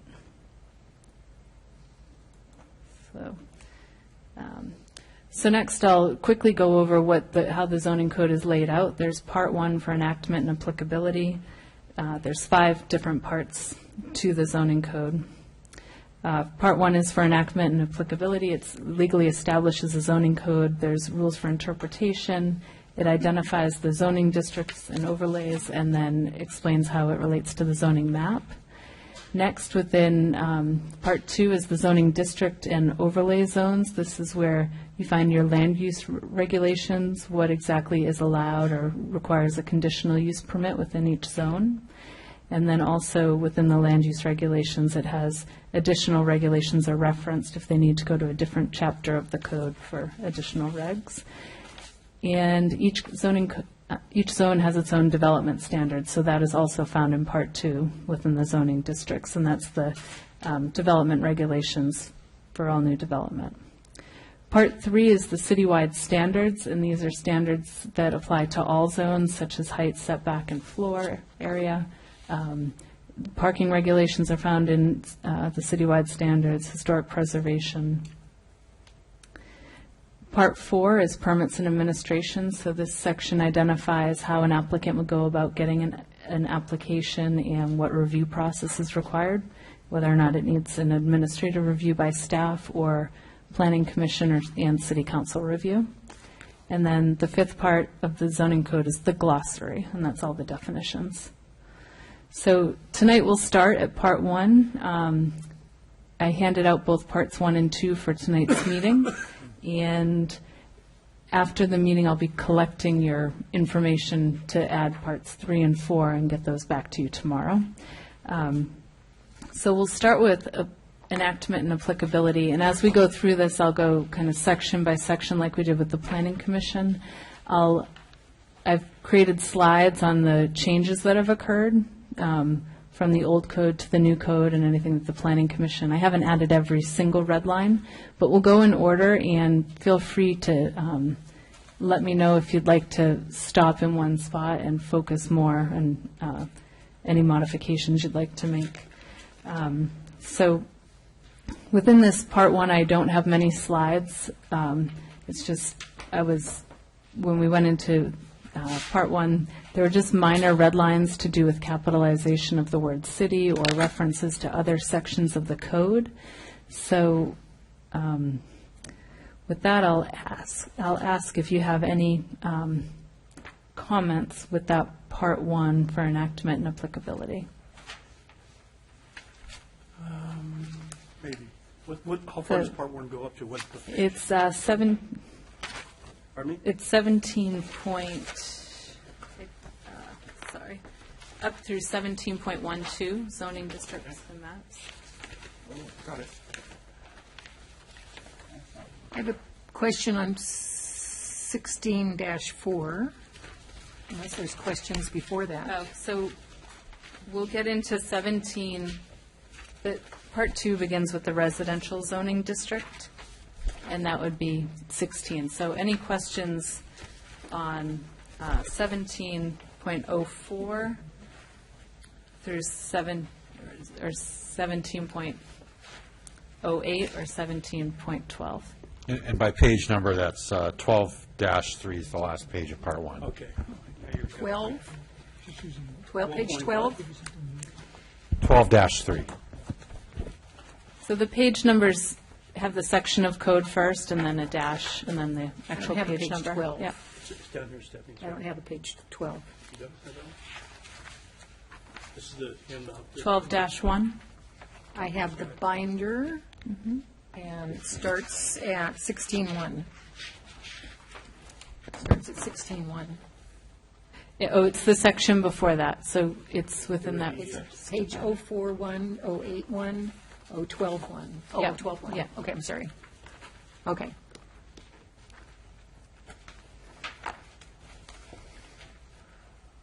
It's just terminology changes, right? Yeah, it's really referencing how you utilize the zoning code, and there were minor tweaks that the Planning Commission made about capitalization of city and state.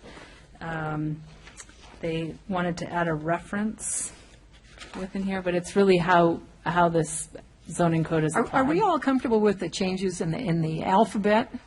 I had a heck of a time.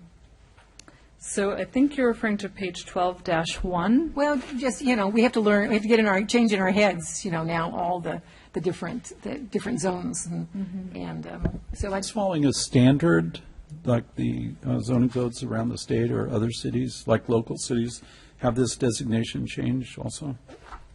RML, RMM. So I think there's a variety of different conventions that are used throughout the state. I think the ones that we've selected are pretty common, but there's nothing magical really about them. I mean, one of the debates we did have with the Planning Commission was whether or not for single-family residential, we just want to stick with R1 because it's something that everybody's sort of familiar with, or if we wanted to change it. So certainly we could change it if it's something that the council prefers, as long as it's something that's, I think, kind of a typical naming convention that people are familiar Well, the with. zoning district symbols are all the same. What we're changing is just the description, right? no, the zonings, we're not having CV anymore. We aren't having, we changed to MUV and MUN. And So the way they were set up is, single-family or residential zones, you start with residential, you look at single-family, multifamily, and then we grouped our mixed-use districts together. So you got your village mixed use and then your neighborhood mixed-use districts. And we try to use similar conventions with those to it's just, show the just- relationship. we just have to change our minds. We're just used to talking about CV, and now we have to talk about MUV. It's just learning new terminology. Right. I just have one. Go ahead. Yeah, okay. So on page in the packet 24, it says that we're not going to have the official City of Capitola website's not going to have this zoning map. Is there a reason why it's not going to be on anymore? So this is 12-3. That's correct. Page 12-3 at the very end. See. It's not, it will be on the City of Capitola website. It's not required by state law, so we thought it'd be better to keep it out of the zoning code, but we will always maintain it on the city website. Okay.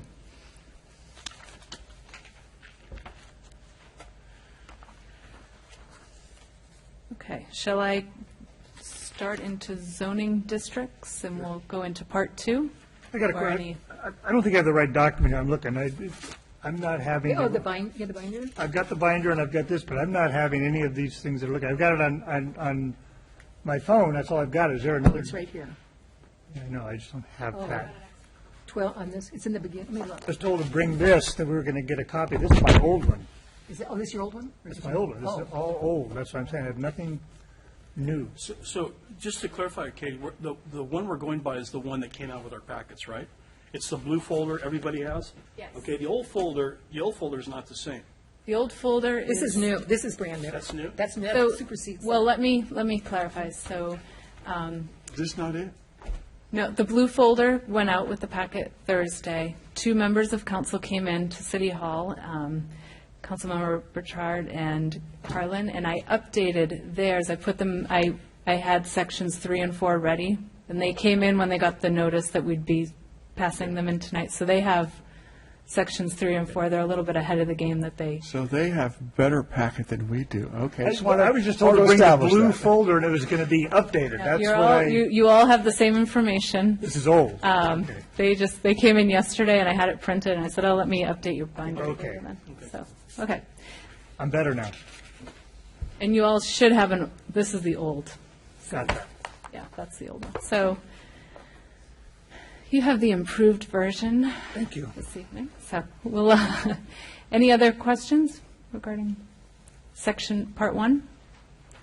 Okay, so we'll move back to the PowerPoint. And we'll jump into the residential zoning districts. I was going to bring up first that there have been 2 minor modifications to the zoning map that went out with the original release in February. One is right in front of the El Salto properties. There's a strip of pink that's the visitors serving zone, and that's incorrect. That will be changed to open space. Second change is on Melton Street behind I think it's actually a liquor store along 41st Avenue. There's a R1 parcel that previously it's utilized as a single-family home. Within the zoning code update and the land use map, it's designated R1. The owner reached out and said, it's been community commercial in the past. We'd like to keep it as community commercial in the future. We might be redeveloping the whole site. They do own the liquor store in front of it, so they might be doing a project sometime in the future. So that little sliver of yellow that's hardly visible, except for the arrow pointing to it, will change back to pink. That's Veruti Liquors? Yes. Okay. Yep, so there's a little white house right behind it that will change back to commercial. So those are the 2 modifications that will happen to the zoning map.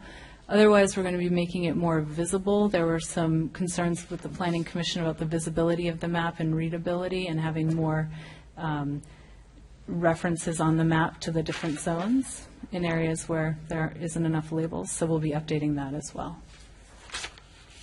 Can I ask you a question while we're there? Sure. What is on across the street from me on 42nd Avenue and the RMM area in the condos there? Mm-hmm. There's a little tiny blue PD.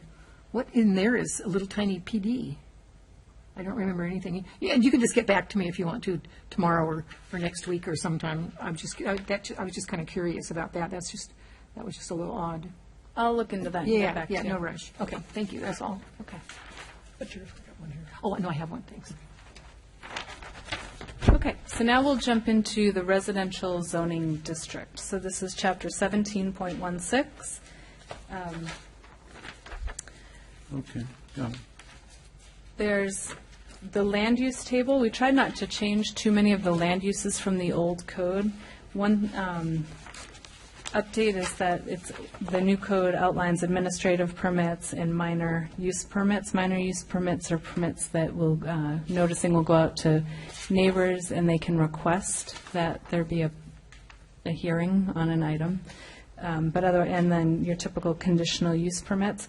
The land use table is found on page 16-2. It's too large to place on a slide, so I thought we'd stop at page 16-2 and just see if you have any concerns with the land use table for residential.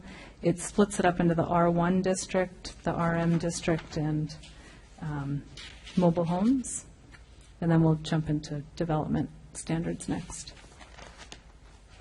Okay, in general, I noticed that a lot of sections are referred to, and so when we get to those sections, like 17.9 stuff, that will refer back possibly to this table, so some changes may occur on the table because of that discussion. Yes, so in the additional regulations on the far right column, Yes, correct. That'll be additional requirements. So, for instance, for mobile home park, it refers to Chapter 17.100, and that would just take you to the mobile home park section of code that is separate. Okay. So I'm just trying to have a few, if I talk too much, other council people just tell me. So on R1, let's say for residential care, so for small it's permitted, and for large it's conditional. So what is driving one or the other? Can I get a sense of what are the concerns of the planning department? It's related to the impacts of a small versus a large facility. So there's only a certain number of people. Yes, 7 or less within the state law for a small residential care facility. Anything greater is large, and that requires a conditional use permit. But also through the state law, there's a requirement that you have a permit avenue that these can be reviewed. Okay, so this is dictated by state law in this case? Administratively, yeah. Okay. Mm-hmm. So for ADUs, that's the next line down, secondary dwelling units. And I think I brought this up before, so I think Chapter 17.74, we want to talk about then, that's fine. But my concern is that, I know it's state mandated, so it's administrative permit. But my concern is that neighbors should be notified that it's happening, and if there are any issues that might be adjusted by the planning department, I'd like to give neighbors a chance to weigh in on that. How does the planning department feel about this particular issue? I think some of those similar concerns are raised by the Planning Commission. We'll follow up with the city attorney because we are limited in how we regulate second units. Right. So the extent that we legally can provide notice, staff would be happy to do that. But if we're precluded from it, then we'll have to live with state law. Okay. I think from the neighbor's standpoint, being noticed that something's happening would be advisable. If it's consistent with state mandates, then I would like the city to go that way if the city council approves of that particular direction. My main thing is that people should have an opportunity to know what's actually happening. Ben Noble is also here, and I think he has a comment. An approach that's sometimes used in these cases is to post a notice of pending decision so that the public knows that a permit may be issued and that it will be approved administratively if it complies with all of the standards, but achieves that objective of at least notifying the neighbors that a permit an application has been submitted and that a decision is pending. Thank you. In the city of Capitola, what is the notice and how is that effective? So I think the process that Ben just described, it would simply be posting the site to let somebody know. It wouldn't be something that's put in a newspaper. It wouldn't be something that offers an appeal period necessarily. Just be FYI, this may be going in. Would that also include telephone poles and things like that? No, I mean, typically when we notice, we try to place it at a conspicuous spot on the property where the development's going to occur. Okay.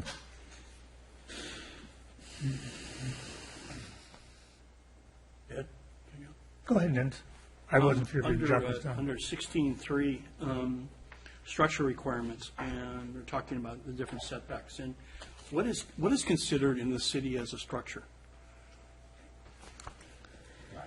A structure is something that is physically tied to the ground so that it has a location, a permanent location within the ground. And I could reference our glossary for the new definition, but. And I would add, we do provide additional detail when we get later in the code. We talk about accessory structures. We try to do a better job of defining what types of structures need to meet setbacks, those that can encroach, and those that we just don't care about, which is absent in the current code. So we'll be talking about that more as we proceed.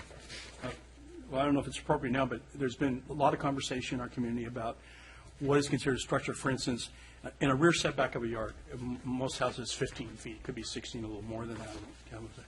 But they've been told that they can't put a hot tub or a built-in barbecue or those type of things. Everybody has one. Why do we have an ordinance that says you can't use your backyard for common use? I don't know why that should be. We should not be determining hot tubs or fire pits or barbecues that are built in as structures. They should be exempt from it. They may take a building permit, but they should not be considered something, because otherwise, poor Mike, he can't use his backyard. Yeah, I think they might be misinformed. There's nothing in the current code that says you can't have structures in a rear yard setback. However, there are limits on accessory structures, and some of those things like swimming pools, jacuzzis, fire pits, barbecue pits, where they could impact a neighbor, we do try to encourage them to set it back at least 3 to 5 feet from a property line where feasible. That's reasonable. That's what the rule is. Is that what? But there's no rule on the books today. It's something that we'll be talking about later, that we are addressing with the new code, trying to establish some minimum setbacks for those types of uses that do have some impact potential, while still allowing them to be used in a backyard. Okay. Another question regarding mostly R1, but where can staff give a permit without going to the Planning Commission? What is your guideline as far as being able to approve a project without having to go through the Planning Commission process? So it depends on the type of project, the type of permit. Currently, design permits, anything that's over 400 square feet or a second-story addition that's visible from a public vantage point, goes to the Planning Commission. The Planning Commission has agreed to loosen that up a little bit, so that if you do have some minor additions to the front, those could be approved administratively. And there's a few other examples, I think, where they have pushed the decision-making process to staff down, or they're recommending that you do that. And we'll hit those as we move through those various permit procedures. In general, would you see the change in ordinance here as actually giving, loosening up the requirements is actually required to send the plan? I think overall they've relaxed some of the standards that have pushed the decision-making down to staff, with a caveat that they always want the appeal process there. And in some cases, they've expanded the noticing so that residents are aware that they can appeal if they don't like a staff decision. Okay. And with accessory structures, we're not even, by law, we pass those directly on to a building permit. Is that correct? If they meet all the standards and they're single story? It depends on the type of accessory structure. I think more often than not, you're correct. But there are some cases where we do look at it. Right now, and I think the standards proposed to remain the same. If it's over 80 square feet, then you need some type of planning permission to do it. Anything under, simply a building permit. And I think you might be referring to secondary dwelling units? Yes. Is that what, okay, because there's, instead of accessory structures. So those are approved administratively if it doesn't have a second story. How many square feet are they at lot? It depends on the size of the lot. Okay. Mm-hmm. Okay, thank you. Any other questions? John? Yeah. On page 16.2, dealing with single-family dwellings, the mobile home designation, you have conditional with a footnote 2. So does this mean that they could actually build, let's say, a small home necessarily on that lot? So we took, for the mobile home section of the code, we took all the standards that exist today and applied them within our zoning code update. This does mean that for a residential care facility. Residential care? I'm talking about single-family dwellings, mobile home, under residential users.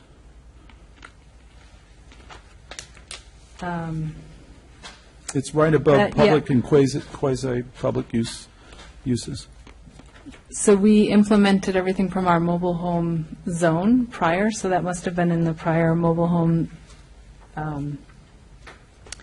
chapter, but I will check on that and make sure that that reference is correct. Because for a it seems to me single-family. implies that you could put a small home, like instead of a mobile itself, actually build something I'm just trying to understand it. Yep. Because otherwise, I don't even see the need for a conditional designation. I'll make sure that cross-reference is correct. Okay. North Road But Mobile Home the- Park the- used to have a couple of houses on it that they took out. I'm just trying to understand, if that's possible, then that's good. So going down 2 lines, there's community assembly under public and quasi-use. Community rooms. What does that mean, conditional in a mobile home park? The thing that I first think about is the fact that a lot of mobile home parks have community rooms. They might have a little laundry room. They might even have a swimming pool.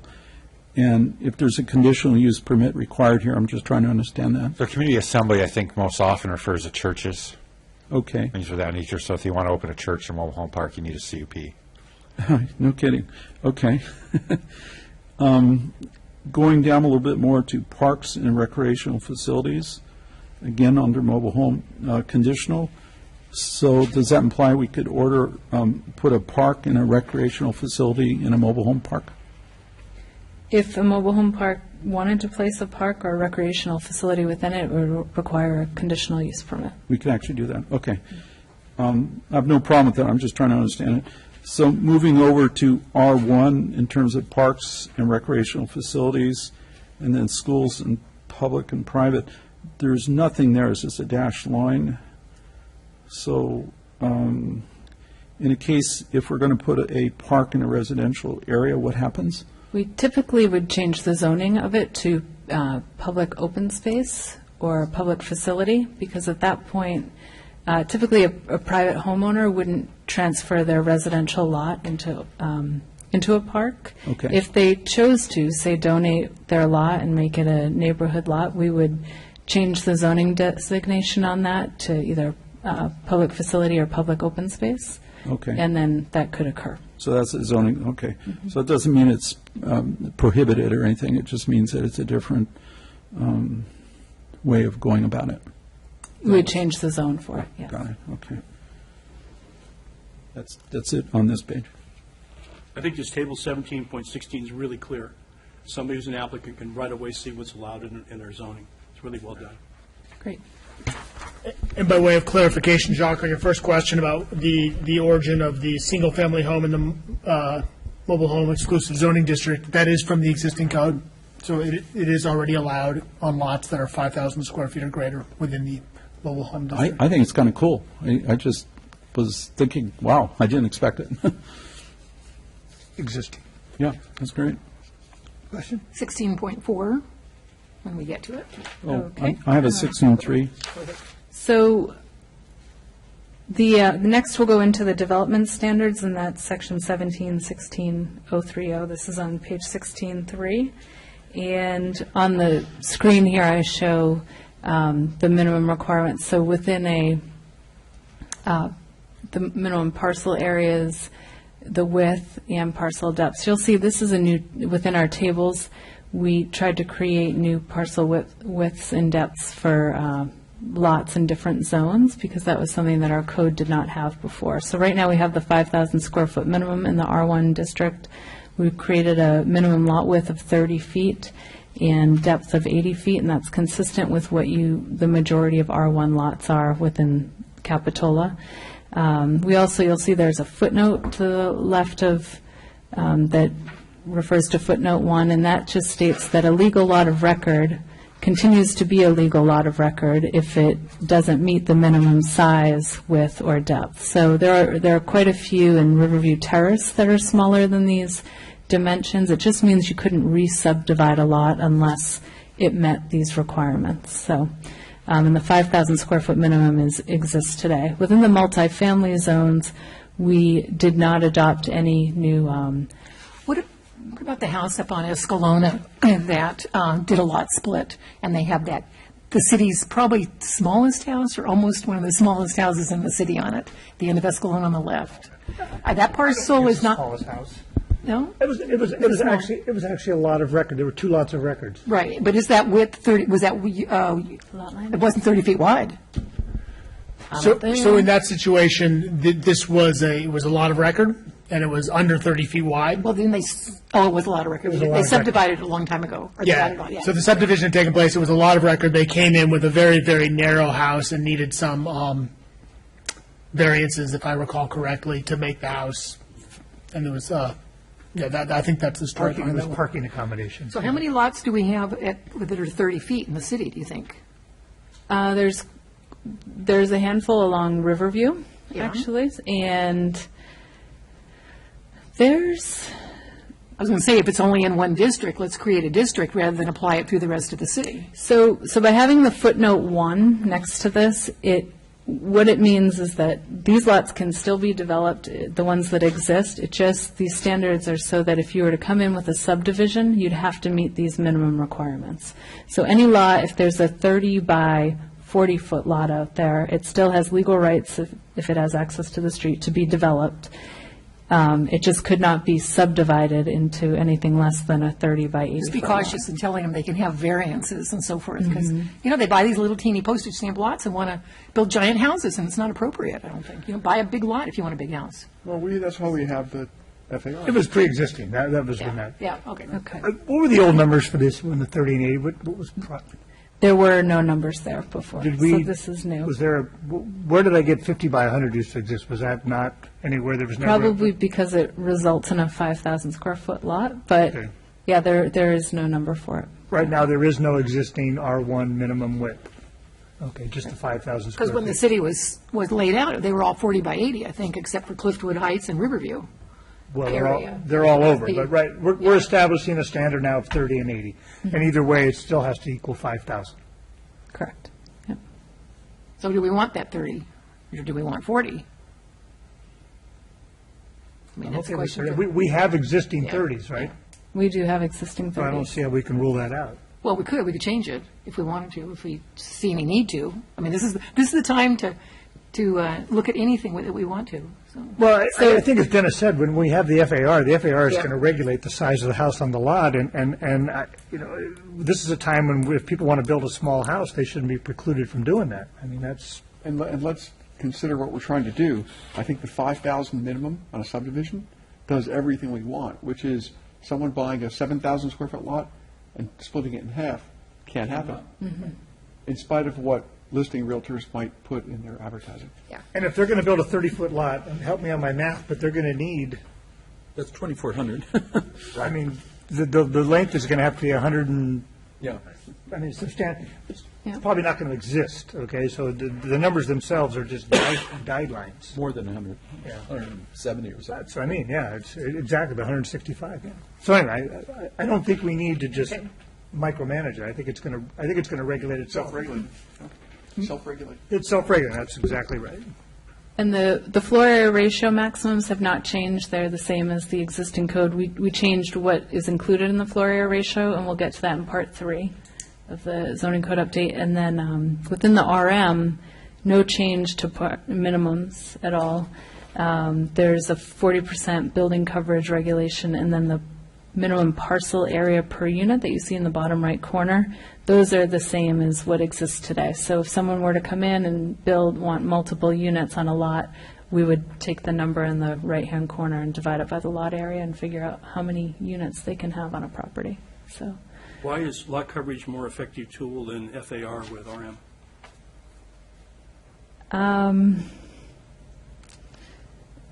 I don't know that it is more effective. I mean, it's a little bit of a different metric. You're looking at trying to preserve some open space for a multifamily place where you really don't have a backyard and it's being used by more people. So that might be a reason why you'd want lot coverage in that situation, not in a single-family zone. Is it working now? We get so very few multifamily applications for new development. And if we start going into multi-use, and it's certainly on the 41st Avenue corridor that we'll see that, where it will be 3 or 4 stories. And that's where lot coverage makes sense, because FAR blows FAR out of the water. I see. That's a good point. Self-regulating. Okay, and Yes, silly question. A little bit at the top, community gardens and urban farms. I don't know the code well enough. I didn't see any reference to what these mean. There's no additional regulations in the right-hand column designate what it is. What's an urban farm? I know what a community garden is. So they We have people in our neighborhood that have chickens. I mean, is that an urban farm? I mean, not really, but I just don't know what it means. I'll have to go to our definitions. Okay. Because I don't want someone complaining about chickens if we permit it. That's under the maximum number of animals, including your dog. Yes. My dog died. 5 animals. I think it's fine. There's really, oh my God. Well, we could change it if we want to. 4 chickens and a dog. Didn't we Change it, we're didn't we dealing- live that once? A rabbit, a chicken, and 3 dogs? Because a lot of people have so many dogs. Or 5 dogs? I knocked on someone's house, they had like 7 dogs in their house. Okay. So an urban farm means privately or publicly owned land used for cultivation of fruits, vegetables, plants, flowers, or herbs by an individual, organization, or business with the primary purpose of growing food for sale. And a Okay. community garden is shared Okay. amongst the... So if someone had a farm, if they had a garden in their back and they started selling stuff, would that be considered an urban farm? No, that would be your The home build- garden. If it's Just a home your- garden, okay. And we'll get into the number of chickens that you can own within Part 3 of the zoning Okay. code update. Bated breath. We are waiting. And ducks are Okay, now and on the ducks. list. so. Okay. So on number 4, coverage maximum, that's my designation, excuse me. Table 16.2 on R1, coverage maximum for R1, it's not defined. I don't understand why. Should it be defined? So in Table 16-2. What Yes. page are you on? I'm on page 16.3, or buil- page 27. Building coverage maximum. Yes. So when I update each of your binders tomorrow, I'll make sure to throw the glossary in there, and I'll put a note that it hasn't had the Planning Commission sign off on it yet, but that will help you. These are defined terms. They're just within Part 5 in the glossary. Okay. So we don't need to put it here. we don't need to put it here. You can reference it in the glossary. So it'll explain exactly what building coverage is, and it's most likely the structure, the amount of structure that's covering land. Okay, so that covers my question next, parcel area per unit minimum, so that's going to be the same thing. It's down one line. Yeah, that's the amount of square footage that you need Yeah, for so- each unit. Yeah, so you'll define that, okay. Yeah. Okay, so one exception that exists in today's code is for the Riverview Terrace area, and so this is after we've gone through the development standards, which were shown on the last slide. And when you turn to page 16-5, there's a picture of the Riverview Terrace area. And one change is that within the existing code, there was a reduced front yard setback that was the average of the lots on the same side of the street within 500 feet. And that's really challenging to calculate for an applicant. So what we've done is made a change to state that within the area of the Riverview Terrace, the Planning Commission may approve reduced front yard setbacks to reflect existing front setbacks on neighboring properties within 100 feet on the same side of the street. So that'll make it a little bit clearer, and in no case can you go less than 10 feet from the property line. So Very clear. that's a new update. Okay, can I go back a step here? Sure. Mike? On 16.4, and it gives maximum heights, and in R1 district is 25 feet. And I think if anything that destroys design in our town, it's that height limit. Let me give you some explanation. We already control floor area ratio. The height of the house has nothing to do with floor area ratio. You still get the same size by what's granted. The problem that's happening, and I actually had a slideshow, and I should have brought it, but I went around town and I took pictures of all the houses that we built in the last 15 years under this ordinance. And what we're doing is we're squatting the roof. In other words, people are going to build their plate to where it is. So the pitches of our houses are all 4 and 12, maybe as much as 5 and 12. it doesn't give you a lot of variation of architecture when you do it 25 foot. This is the only jurisdiction that I know of that has a 25-foot height limit. Almost every jurisdiction, Los Gatos, Santa Cruz, the county, all of them are 27. And what it allows for is a variation in architecture. And I could have shown you clear with this design what it does. It makes squatty, unproportioned, unhuman type of structures in the proportions of the body itself. And so I would like to see this go up to 27 feet. And you have control of the floor area ratio. You're not getting any more mass in it, but it gives you an opportunity for architectural design to design steeper roofs. All of the old houses in Capitola all have steep roofs. Every one of them. They have a 12 and 12 or on. We're not allowing that kind of architecture anymore. All our historic houses are all high-pitched roofs.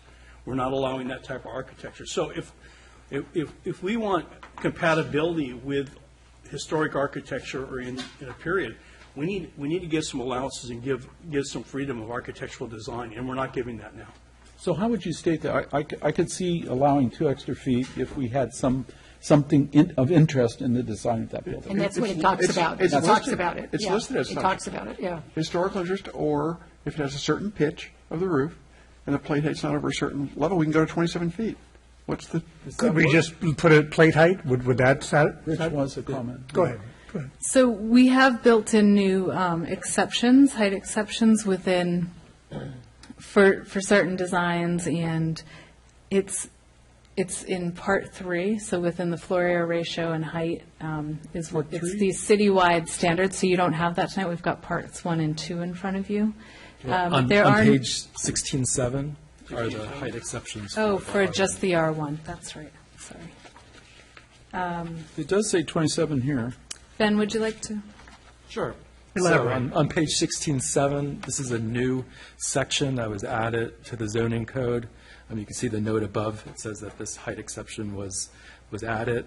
And I think this gets at the issue that Councilmember Norton was describing. And this was something that was, I think, discussed in detail by the Planning Commission, and this is what they ultimately felt comfortable with. EJ had a lot of discussion on this. The last one in this does have, when the plate height of the structure does not exceed 22 feet, that means you could go to a steeper pitch to get to 27?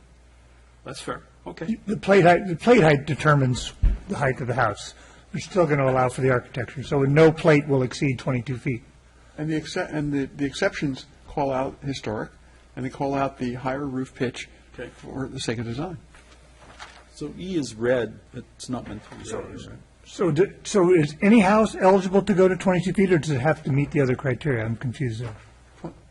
Well, if they only need to meet one of the 2 criteria, historical or the higher roof pitch with the plate height of 22, but it still goes 27 feet. Right. What I'm saying, anybody can build to 22 feet, plate height, which allows for the 9-foot ceilings or the 10-foot ceilings and an actual real subfloor. And then we have a 27-foot maximum. Maximum.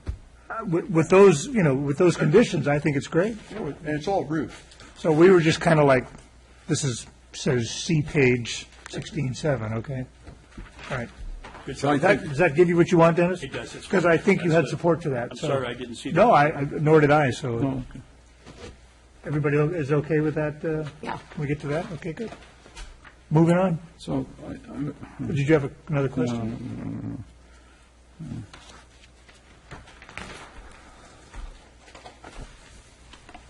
16.8. Are we there yet? Well, no, I think we were jumping around. I'm not sure we went out over. I don't, on 16.8, I don't understand that diagram at all.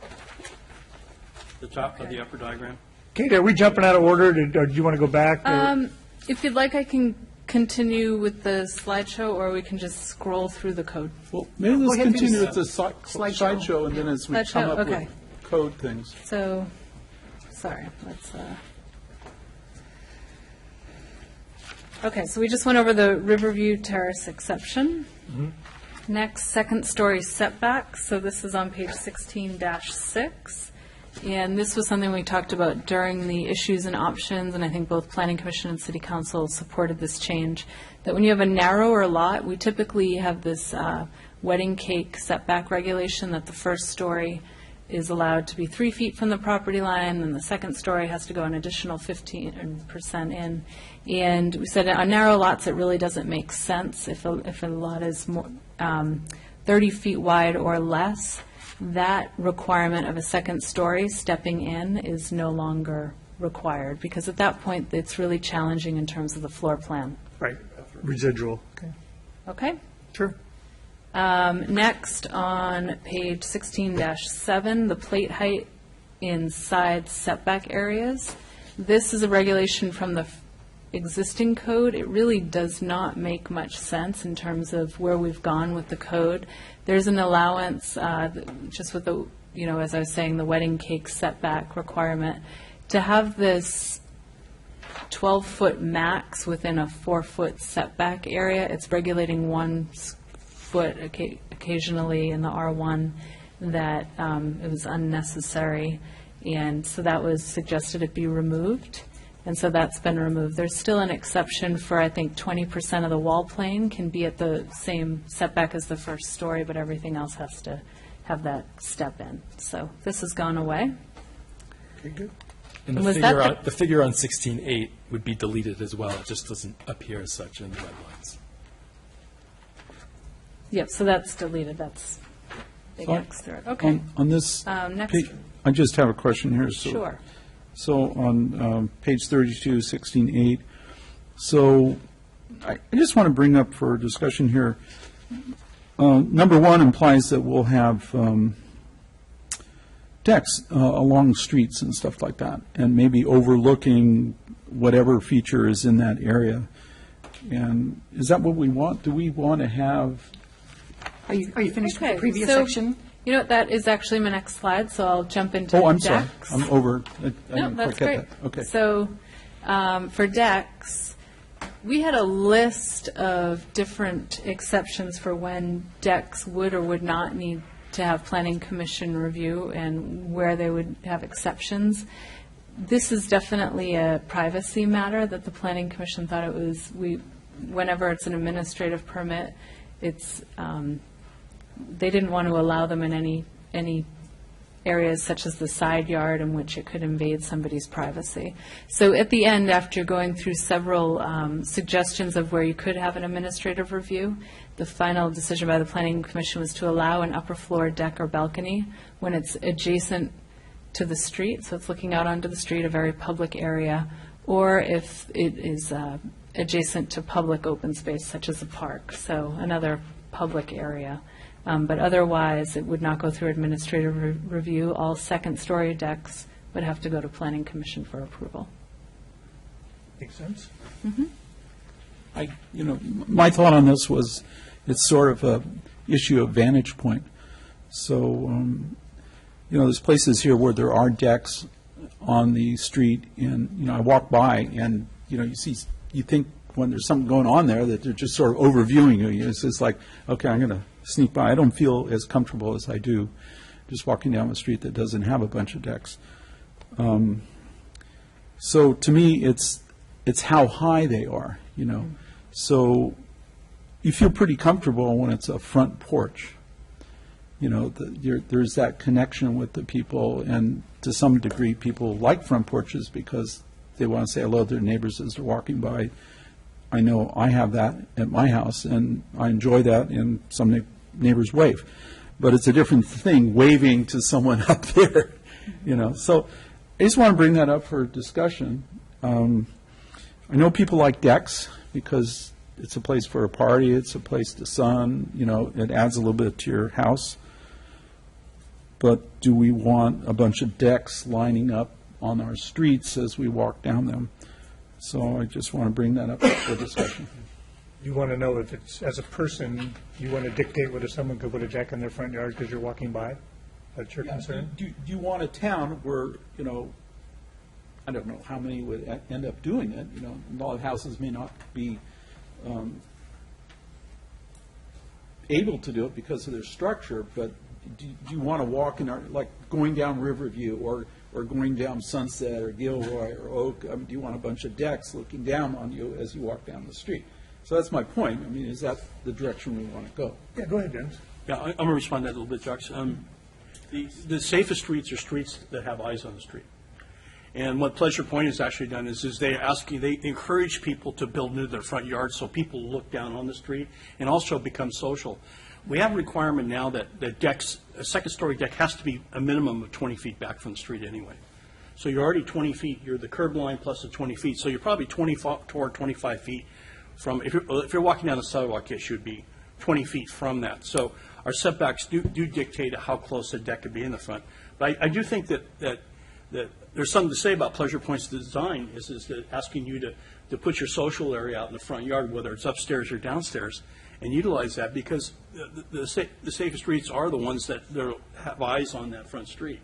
And so that would be my argument for allowing that kind of deck. And if I'm understanding this correctly, is decks are no longer counted as floor area ratio. Is that correct? That's correct. Okay. Go ahead. I share your concern, but we've had a tremendous number of remodels in Jewel Box and haven't seen that. Seen a tremendous number of remodels in the Riverview Terrace Avenue. We haven't seen that. So I'm not really worried about it. We've only had a few. Most people don't want to sit out and particularly look out on the street. But, so I don't have a problem with that. I would love to see a sentence added to this saying decks are not allowed facing residential properties, creating a loss of privacy, thereby creating a loss of privacy. So if anybody, probably nobody hardly reads this, but if an applicant does read this, doesn't want to look up online and to see, what this, it'll say real clearly there, don't even think about putting a deck facing a residential property. Well, I think this is just. In the back. No, we're just talking about the front yard. These are just facing street and open space, I thought. Yeah. Otherwise, it has to go to Planning Commission for a conditional use permit. And the challenge with that, adding that statement, would be that due to the density and the small lots in Capitola, it would be very challenging to place a deck on a second story that didn't have some type of visual into another property. As long as it's, remember what started that discussion is the reverse floor plan. A second-story deck off of a kitchen or living room, totally different experience than a second-story deck off of a bedroom. The amount of use, the intensity of the use. So if I'm seeing a deck off of a living room, I look closely at that, what it can see, because there's the more social aspect of parties and what have you. If it's the little deck off the bedroom, I don't think it's ever really an issue. It isn't, but people don't like it. They don't like the potential for people looking in their Then I think we need to start making everyone on second floors black out all their windows. Because I can see every one of my neighbors at every one of my windows. I don't stand there and stare at my neighbors. No, of course not. But there's a certain amount of consideration you make when you live in a town this small. We'll see your neighbors. Yeah. But we've had a long history here of protecting. Has anything interesting going on. Well, and then that's a whole other discussion. I don't think we're trying to, I think I remember we had this discussion when we started this a long time ago before the Planning Commission weighed in on this. We said we were trying to encourage front yard decks, getting people out into the front. Oh, yeah, I'm just talking about like rear in yard, this section or in backyard, another backyard. section to make a real positive, strong statement that we don't, maybe we don't want to do that, but it's got to be, I just want it to be very clear to applicants. Don't even think about a deck. The front is fine. I don't have a problem Well, with no, but the wording is in there that if you're going to put a deck any place besides the front, you have to go to the Planning Commission. So, they're going to scrutinize the heck out of that. We already know that we don't support that. So, I don't think the Planning Commission. Well, you remember last time the Planning Commission approved a deck in the backyard peered into somebody else's property? They always look at it, and I would add, just for context, the current standard is that any second floor additions go to Planning Commission. So the only change really here is that if you want to put a deck facing the street or open space, you're not impacting private views. That's fine. It's okay. Yeah, no, I think that's terrific. I'm just wanted to, while we're doing this, see if we could beef up our language to make it real clear to people that we are discouraging decks in the backyard. Maybe another section. I don't know if it has to be beefed up. It's clear. It does, because we've had that discussion here. Well, Dennis and I and Mike knew about it, but new council members don't know about the whole history of the discussion of decks. And so we've had to have this discussion because new people didn't know about it. But we've had a long history of not allowing them. Let's codify it. In in the findings and considerations for issuing a design permit, I'm fairly certain that privacy considerations are one of the factors that are considered by the Planning Commission. And if it's not there, and if I'm mistaken, when we get to that section, I think that would be the appropriate place to put it in. It is there. I just want to make sure we have good, strong language there, so new people coming into the council if they get all excited about having, upper story decks, we can say, we fought that battle, did that, a long time ago, we don't want it, and they could always bring it up, but, just to have some clearer language, maybe. Are we okay with this section here? This is just front yard. I just want some more clarification. Okay, so Dennis did bring up that there is a setback for a deck. Okay, so item 2 here was crossed out. It said locate 10 feet or more from property line and 20 feet or more from another. So where is it designated that there is going to be this setback for any future or proposed deck on a second floor? So you would go back to the development standards. Okay, what page would that be, please? That would be page 16-3. Okay. And for the front yard setback, for the in the R1, the ground floor is 15 feet back. The second story is required to be 20 feet back. Okay, thank you. An easy sense would be that second-story decks that look into residential neighborhoods should be discouraged. Something as simple as that. The Planning Commission still has discretion to do it. The one thing you have to look at, if you look at the design of Capitola Village, it's designed around exactly what we're saying not to do. In other words, everybody that looks towards the ocean there, from Fanmar Terrace all the way down, do what they can to get those decks, and that's just how the village and which everybody loves the looks of. That's how it was built. Well, if we want deck, maybe have different regulations for the village. Well, maybe I think it Michael's, extends beyond the village. I think anybody trying to get a peek of the ocean has built a deck in their front yard if it's possible. My neighbor across the street has a deck in his front yard. So I don't think, we're not trying to restrict that. I think it's clear here that we're saying it's okay to look, if I were to put one in my backyard, it would be okay to look into the ocean. Nobody's going to complain. And if somebody wanted to build on the front yard, we're just saying that's okay. And I think none of us are unclear about backyard privacy and trying to maintain that. And when we get to that section, Stephanie, we can definitely add that in the appropriate section. I'm just trying to move on from this one, that's all. We'll flag this so that when we do get to the design permit and the consideration, we make sure that you like the wording to make sure that the privacy standards are sufficient and very clear. okay, I just have one question. So in Cliffwood Terrace and other areas of the city, there's parking garage that is built out towards the street, okay? And I'm not sure of the separation from the property line, stuff like that, but often they're, gabled. So supposing someone took that off, that gable, and made that a deck and connected it with, let's say, a bedroom that was, on the second floor there, would that be permitted? At first I thought you referred to a carport. No. A gabled garage up with a bedroom above, in Yeah. Cliffwood Heights. Okay. Yeah, there are multiple places like this where the garage sticks out, and, the front entrance is around on the left or the right, depending on the orientation. And so it's gabled, and so...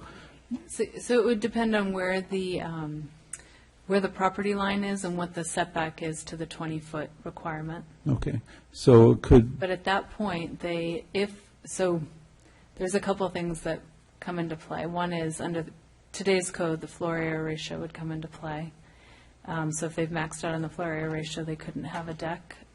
But they could, at the 20-foot mark, if they had available space, they could have a deck over I that. see, okay.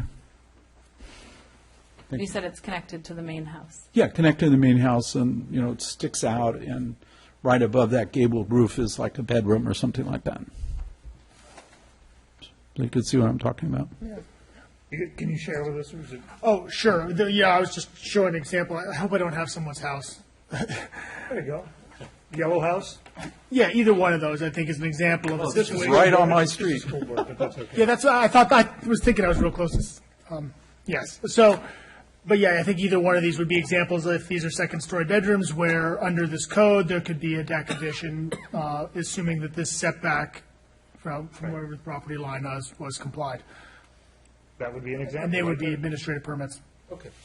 I'm just trying to get an idea of how this plays out, pretty much. But most likely, they would need to tie in to the main house. Yes, for there'd have to be building a door codes. or something, yeah. So once they start adding a door on the second floor and modifying the roof, it would most likely require a design permit that would go to the Planning Commission and be reviewed. Okay. Because they can't access it through a window. They can't just So do it there's- through, jump through the window, okay. But if there were a door right there and the only improvement was a deck, they could do that administratively under Okay. the new code. Just want to know.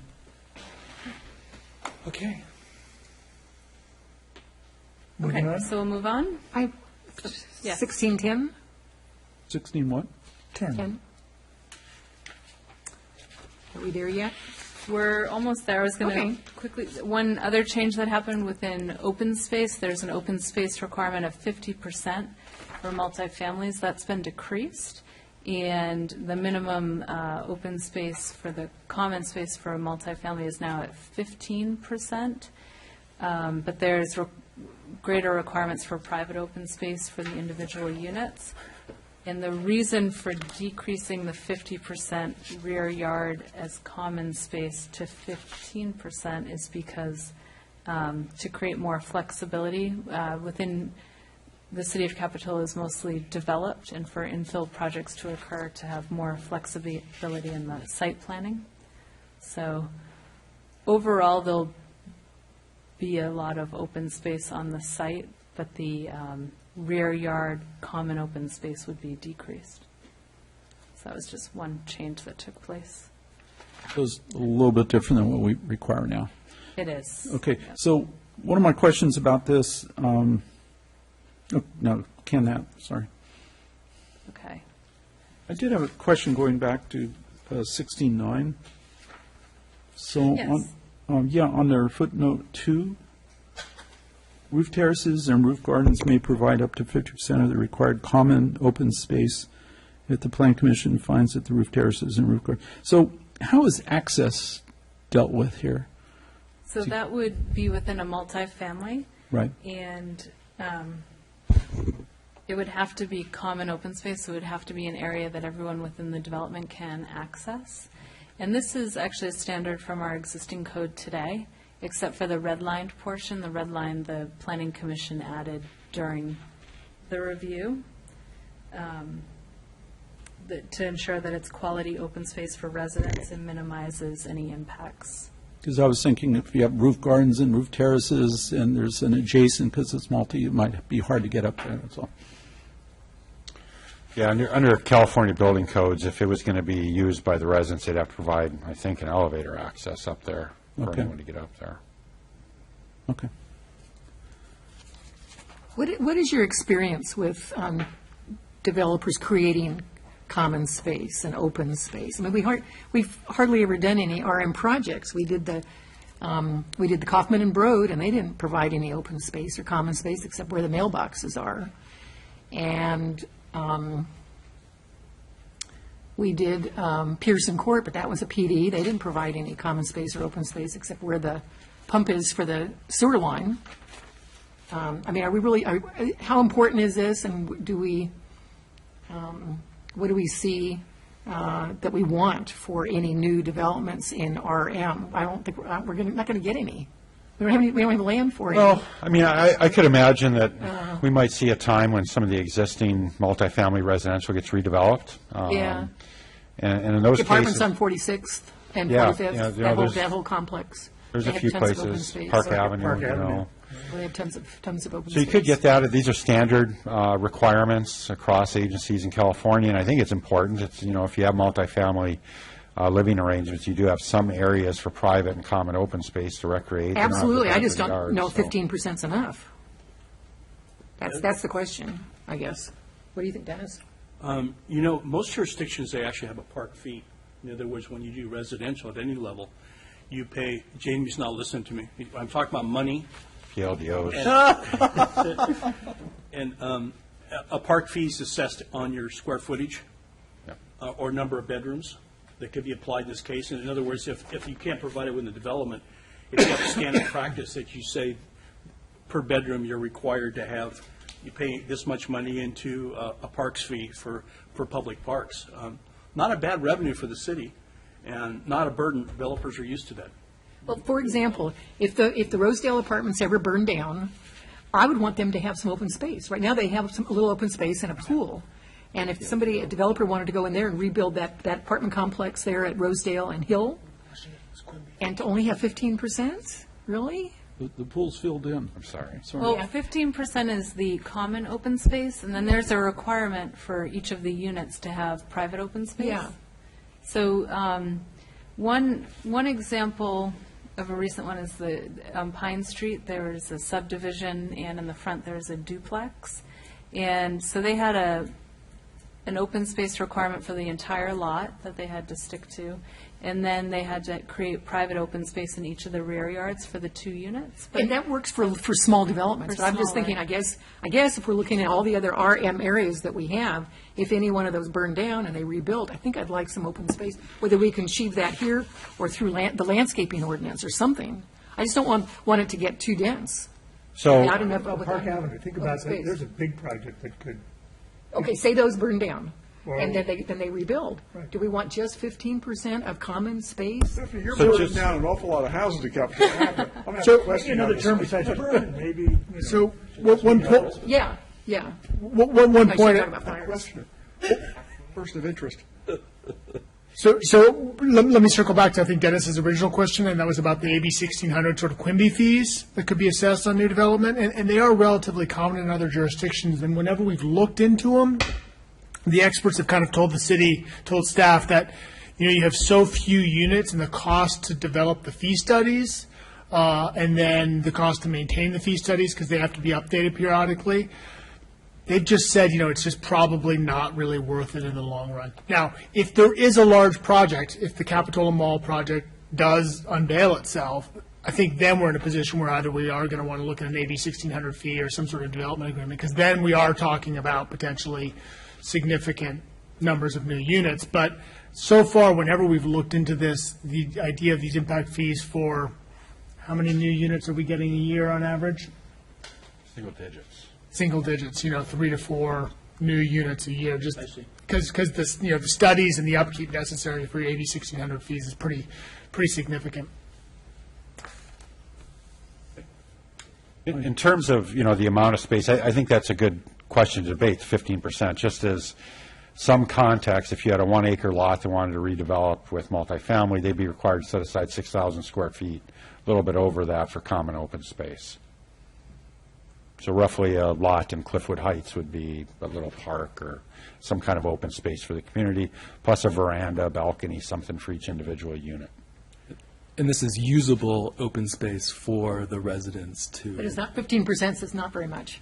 So my point is that there could be additional landscaping in undeveloped portions of the lot. This is just a minimum standard for the open space that can be used by the residents. Maybe I'll come in and talk to you and get some examples of this and see how it would look and how it would work. Because if it would work, I just don't want this council 10 years from now getting stuck with this, because the Rosedale apartments burned down and they want to rebuild, and they only have to have 15% open space, plus landscaping. And then the council, there's going to be a big, giant monster project there. So is that something we could get some recommendations on? And Well, maybe we can talk back? about it again. We can bring it Yeah. back, continue that. or something. So I actually have some, since it's a discussion, brought something up in mind. So in walking around Capitola, I've been to many, as all of us have, multi-use places. And some allow the residents to have little plots in front of their apartment or their sub-area. And others, I've found out, are restricted by the organization that runs that area. So, like the homeowners association. So, I've been in at least one multi-use place where the homeowners association apparently allowed at one time that people could build out a little deck in front of their house, of their apartment, and maybe plant a garden and put a hedge up and stuff like that. And then I noticed that it had changed. And so I found out that the homeowners association put a restriction saying that you couldn't put anything out in front of your front door. It just had to be designated common space because everything there is common space. So foot number 4 on page 16.9 talks about private open space may include screen, terrace, decks, balconies, and other similar areas.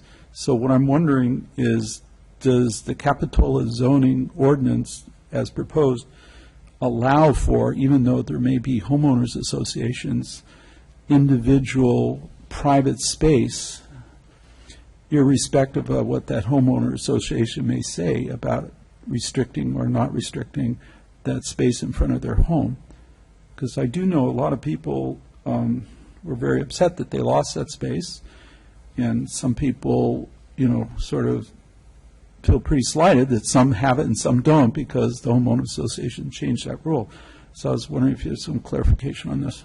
So things like gardens, landscaping, hedges, the city would allow. That's a matter between the residents and their HOA, and we don't get involved in those matters. If it came to deck or structural improvements, they need to comply with setbacks and other development standards, but otherwise it's purely a private matter between the resident and the HOA.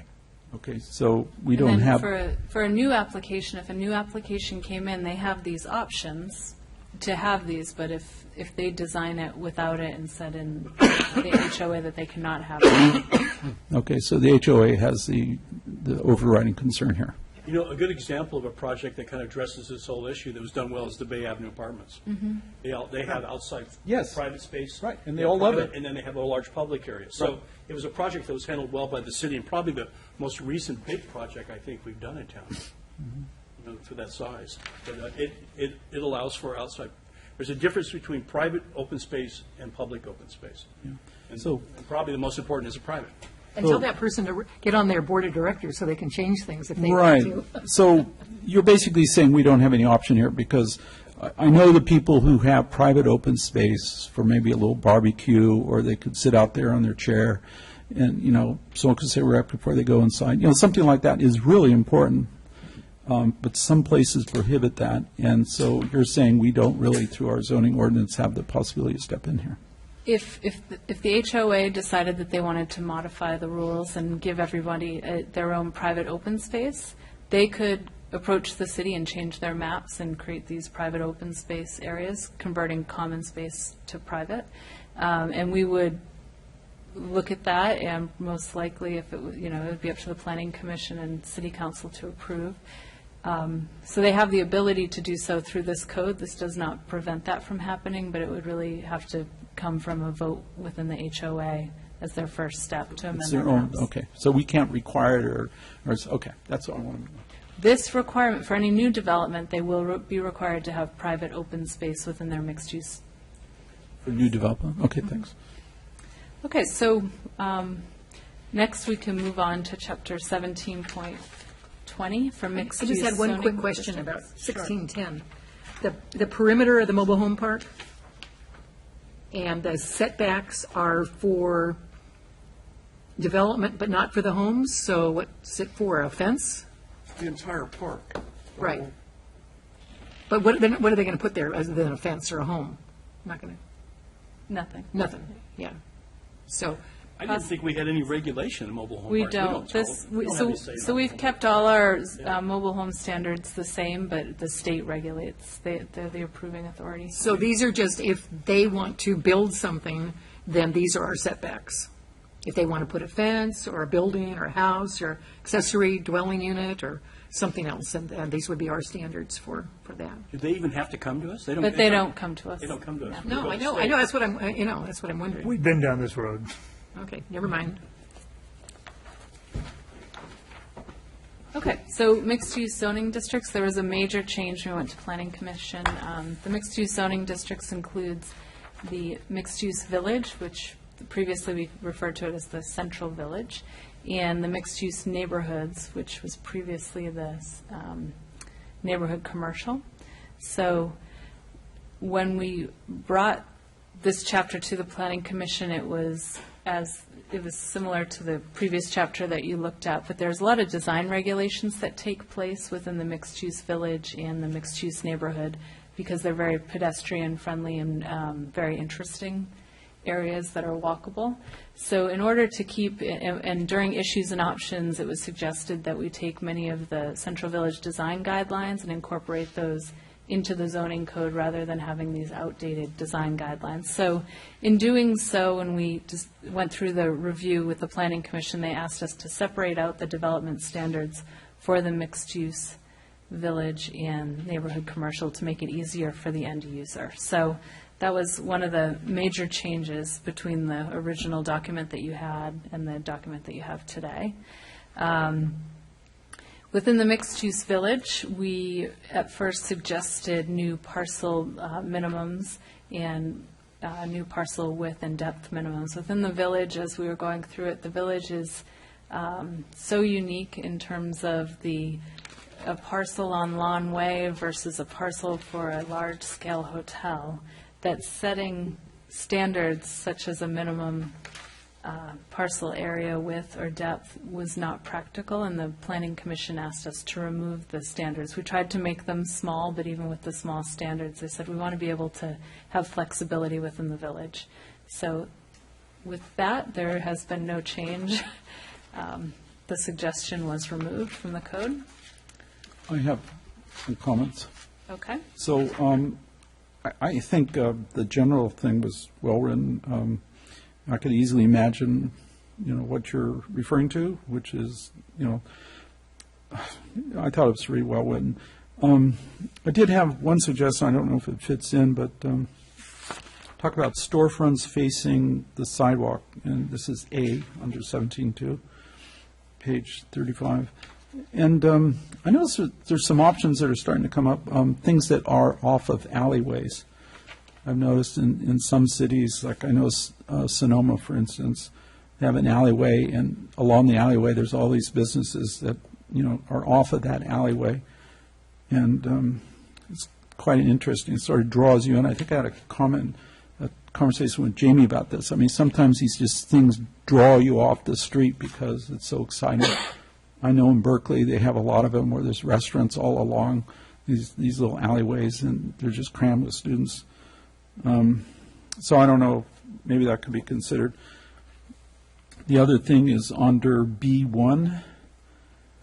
I think with the advent of our stage, that we might put in something, considering our Esplanade area is a venue for open public space. So we have a lot of activities there are basically dependent on the fact that that is open space for the use of the public for a whole variety of things. And, since that's been opened up since I moved here, it's definitely an open space. So I think number one should have some wording in there recognizing the fact that along the Esplanade where the stage is, that is open space for public use. We've had all sorts of events there. We will continue to have all sorts of events there. And so I think it would be great if we recognize them. So the Esplanade area down there is zoned parks and open space. So those allowances will continue, and those are addressed in that chapter. Yes. But when we talk about public space, it's not just recreation. It implies that things can happen there than just playing ball or something, or having a band. I mean, people being able to talk and to converse and maybe give speeches and have it as a gathering spot for a variety of activities other than just recreation. So I'm just putting forth to the council here that we consider that as an option to include. The language here doesn't limit or prohibit that from happening, right? We don't need to specify every possible thing that could happen in that. No, you're right. It's not prohibited from doing that, so I don't know why we need to expand it. No, you're absolutely right. I'm just not understanding what. Well, sometimes when things are mentioned as a possibility, people realize that this really is a possibility. Sometimes when things are so general, people don't realize the possibility of what is allowed. So, in a way, maybe it does expand things in terms of how people think of the Esplanade and the stage and everything in that area as a possible place for more public expression of things other than what they may think in terms of the wording here. I just want people to think about it. I'm reading it. I'm trying to keep in mind it is a zoning ordinance, and I mean it says in here, it's land uses development enhance the vitality of the village. So I think it's open to the interpretation of people. I mean it is a zoning ordinance. So I mean I'm not sure. Does anybody else feel like we need to expand this? Just put in for conversation. For instance, if someone went for a permit to have some event that meant that they were going to be expressing public opinion about things and stuff I think like when that. they go for the permit, I think the parameters there are listed as what can and can't be done, what the uses are, what the fees are, what, what using that area for. I mean, this is more of a land use designation. Am I wrong on that?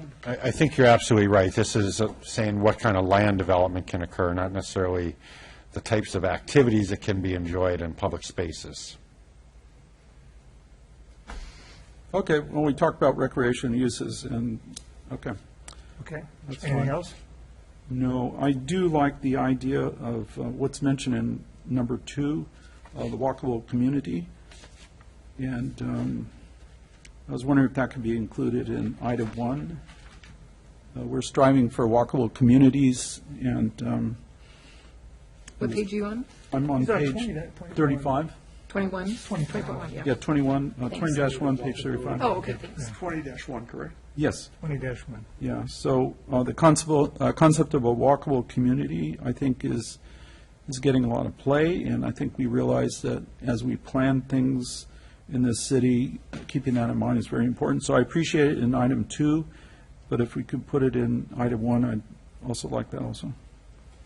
Okay, this is the purpose statement within the mixed-use zones, and is there direction as to add reference to walkable communities within the mixed-use village? You have any feeling on that? I mean, do you feel like? I think it's a great addition to it. Well, then does anybody have a problem with adding that? Fine. No problem, but we have to be careful not to mix the zoning ordinance with general plan. And I'm feeling very general. And that's the point I'm trying to make here, about it's the zoning document is a land use, okay, not a, specific, I mean. And I have no problem with that being added. Okay. Certainly not. Can we I was on the general Can we add plan. that and move on? Can we add that and move on? Okay. Katie, can you add that to both and move on? Change. It is in 2, I just wanted it in 1. I'm sorry, what? It's the first change. Refer to the document. I think it's a great one. I'm awfully sorry. You okay with it? Yeah, okay, I have another comment. Okay, another comment, go ahead. The zoning does reflect the general plan, and so in that certain things in the general plan are mentioned, we could strengthen them in the zoning. So I don't see a problem with mentioning some things that suggest uses. So that's just my take on it. Okay. Dennis? 20.2. Sure. On the MUV. On what? I didn't catch that. MUV and in the zoning districts. Yeah. Okay. Medical offices and clinics, we've kind of had a bad experience in this community. I agree.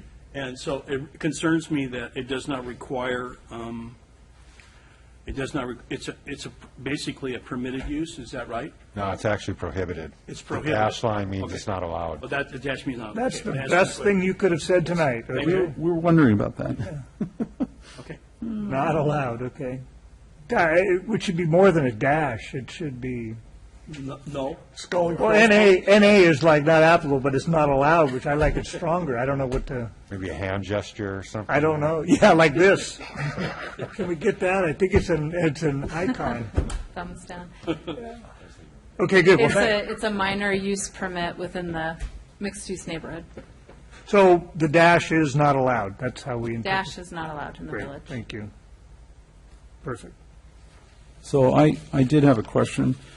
So, We're okay with you. Are you up to speed with this? Yeah. We're on. So for the land use table, are there any other concerns on the land use table? I'm fine with it. which table is this? This is table 17.20-1. It's on page 20-2. That's what I think you had a And it goes comment. into 20- Is that what your question is on? Yeah, I have a couple One more more. question. We were just wrapping that up. At this point, I had so much coffee, my scribbling is really weird. But in referencing to footnote 1, which flips over to 20.3-3, so we're talking about second and third floor uses are permitted by right. That's the problem I have in terms of third floors. So I don't know as many third floors. So in putting that in, are we leaving a lot of room open for buildings with third floors? That's what's bothering me. We don't regulate stories, we regulate height. And if you actually do look around, there's a handful down in the village. There are. There's a lot. Yeah, I mean, all the buildings on Wharf Road near the wharf are 3 or 4 stories. Yeah. The superintendent's building, I think, is Yeah, 2.5 right. or 3. There's a number of them there, and theoretically, somebody could come in, stay within the height limit, and build to 3 stories. Those are those flat tops we hate. That's why we're trying to And that's get the my concern. architect- Well, That's we're my trying to get concern. the architect, that's where the Yeah. plate height conversation came in Okay. about The architecture. types of uses that could occur within this land use table, so professional offices has a 1 next to it. Right. So if it's on the 3rd floor, it would require a conditional use permit? Yes. Or no, it'd be permitted. I was going to ask about that because And then I kind of cover- like those to be residences. And I know there's some comments in here, if you don't even need a permit to go back to being a residence, which sort of suggests to me we prefer to have residences here rather than businesses. On the 3rd floor? Yes. Yeah, so 3rd floor, government offices, professional offices, and residents could occur for a multifamily on the 3rd floor within the village, Mhm. the way it's drafted. Okay. So outside the village, really, the area we're talking about is Capitola Road from 47th on through. Tell me about the Shadowbrooks parking on those 4 lots. Why? What is the requirement? They have required parking. Is that part of their required parking? You know, I would imagine it is. I mean, that thing was permitted so long ago, is my guess, long before we were ever here. We'd have to do some research, but presumably it's necessary. I think they need it, given the kind of business they do there. Yeah. Okay. Are we okay with the chart? Yeah. Yes, yes, yes. Okay, Katie, moving on. Okay. Okay, so now we'll get into the development standards for new development. So within the mixed-use village, there are new maximum setbacks. So typically you have minimum setbacks within the village because it's such a pedestrian-friendly place, and you want to keep activity. You want those structures to be closer to the street.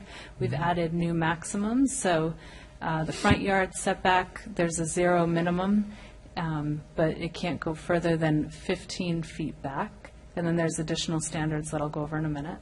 And the additional place where you have a maximum is along a side street. So if you're on a corner lot, you also would have, they'd be required to meet that maximum setback as well. And to go further into that, there's a new regulation that follows about what's now being referred to as build-to zones, and it's to bring the majority of your building closer to the street. It's a new planning term that's used. And so we'd add a build-to zone that for the building width, 15 feet of the front property line. The width of the building must be within that the maximum setback for 50% of the parcel width. So in this example, you can see the parcel width, half of the building is at that between 0 to 15 feet back. So that brings the structure closer to the street. So that's a regulation we didn't have in the past, and it's new, but it's just to ensure that as infill development comes, it is brought closer to the street. So, any questions there? Well, I have a comment, and maybe Mr. Graves would like to comment on this also. I really like setbacks. I think that it gives the space between the properties, visually, it looks really nice, and when you don't have setbacks, everything looks squeezed in, crammed in, and so forth. I know that's how we are, that's how, a lot of Capitola is, but I don't really support 0 setbacks at all. For the front, I'd really like to see some setback, and for the rear, I'd really like to see some setback too. You don't want to have this is saying a 0 lot line for rear, for MUV? Yeah, and those are existing standards we do have today. I know. And the street side, maybe 0, maybe 50. I mean, I think we really ought to think about this, because we really don't want to squeeze projects in, and that's what's happening across the street with that project. It's a little lot, and they want to maximize it, and not have setbacks? And is that really what we want and what the community wants? I think that, if we, wherever we can, if we can get some setbacks in, it makes the project nicer. I know, then the developer will say, or the property owner will say, oh, well, it's a little lot, I won't get very much. Well, don't buy a small lot, buy a bigger lot if you need that kind of room. So, I don't know, I just thought it's something the council should talk about, of, what do we want the future of this zoning district to look like that used to be CV, but now it's MUV? And when you look at parcels in the village, it's becoming so commercial and so much vacations by the sea. We need to control this so that we have what we want, instead of it ending up being totally built out, squeezed out, and so forth for somebody else's profit. And and it's not the village area that we would like to see. So I just think that we really ought to just think about these and maybe look at some examples and how it would work, or if there's any kind of room for changing these numbers a little bit, and what that maybe we need some examples, and we could look at that to see. We have a request for a little break for a. So we're going to take a 5-minute break, and then we can think about these. Oh, good. I was going to ask you for a break. Discussion, Oh, yeah, okay? So good. Thank you. let's take a little 5-minute break.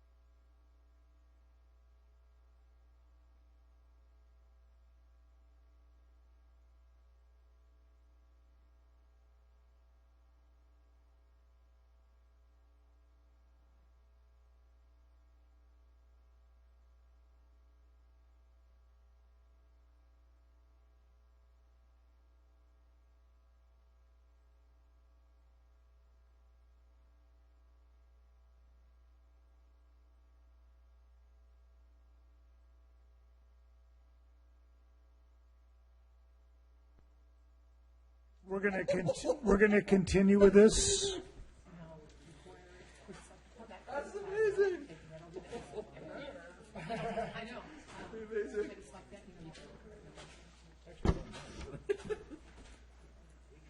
Let's see how many of them wind up in Malibu. We're going to continue with the items. What we're going to do is we're going to, just by request, we're going to work for 15 more minutes on this, okay, and try to resolve some issues. And we can now maybe have an understanding of where we're going. And then when we come back next time, maybe we can work a little bit longer and maybe focus more on dealing with the changes. But you've opened up a conversation. Are you going to have a public comment period? Absolutely. Ron, why don't you come up now? You've been waiting there patiently. If you'd like to come up. Do you want to wait till we have our last 15 minutes and then comment? Okay. I didn't know if there was some. Nah, that's okay. We'll stay longer for you. But if there was some burning issue you wanted to bring up, okay, then we'll wait. Don't give them that much leeway. Okay, so Stephanie, you had some conversation on, what was your item you wanted Just the setbacks. I just wanted us to think about setbacks in the village and what do we want for the future. And that's all on that section. Ben, did you have something you were going to add about this? Shed some light about setbacks. Sure. And if Katie or Rich, if you want to pull up a Google Street View shot of maybe Capitola Road in the village, that would be a good one. So with this chapter overall, with the development standards for the mixed-use village in general, as well as the setback standards in particular, we tried to establish the rules that we thought would do the best job of protecting and enhancing the design characteristics of the village that makes it a special place for residents as well as for visitors. And going back to the purpose statement for the mixed-use zoning districts in general, it describes it as being an active and inviting destination, a place that's lively, a place that's pedestrian-friendly, that respects Capitola's history and reflects its unique coastal village character. And so we wanted to have development standards that was consistent with that purpose statement.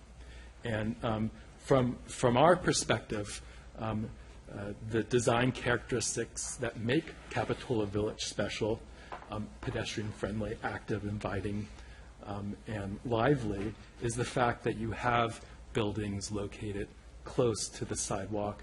You have ground floor retail and other active uses with windows. You can see what's inside. There are displays. You see a lot of doors. The width of the storefronts are relatively narrow. There's a lot of variation in terms of materials, design, colors. There are few blank walls. So all of these design characteristics contribute to creating a welcoming, pedestrian-friendly environment. And so we wanted the development standards, including the front setback standards, to be consistent with that and support that overall goal. My concern is not Capitola Avenue, but Fanmar, Cherry, Terrace Way, San Jose Avenue, and where businesses abut residences. That's where I'd like to see some setbacks. Because if you're a resident, and the whole problem is not that many people live down here permanently anymore, but when they did, there's a lot of people that live there, and I want to make sure that the area is redeveloped, that still continues to have a nice character for the residents who live there, and not to have necessarily a building right next to them. If they have a little space, I think it makes it nicer. I tend to see Stephanie's point. So on our main streets, the zero setback seems to make sense. But when we get off the main street, to say that the development in Central Village is going to be zero setback doesn't fit as much as it does on the main streets going through town. And so I think we should think about that a little bit. So some of the streets going up the hill, there's some older houses there. They have porches in the front. It's pretty clear that the whole neighborhood would change in its feeling and character if you started building at zero setbacks. So the new building, I think, was near the old piano store, and it's a very narrow building, and they did zero setback, but it's right near the main drag, pretty much across from the liquor store. Do you have a map that shows the district that did, because I don't think we, Under it. yeah, I'm just trying to, I don't recall anything on Fanmar that has. It's Cherry Avenue is the. The one I'm talking about. San Jose. I can't Cherry's read. the back street of the Near the liquor store. CV zoning, isn't it? Sorry? The back street of the CV zoning, or the new zoning, that's Cherry Avenue? Yes. That's correct. Okay, so it doesn't go any higher than Cherry Avenue. Right. That's all R1. Okay, so we don't have to worry Yeah, going. that's all R1. Okay, so as long as it's on the main drag, I think. Well, I think that, our existing zoning was zero setback.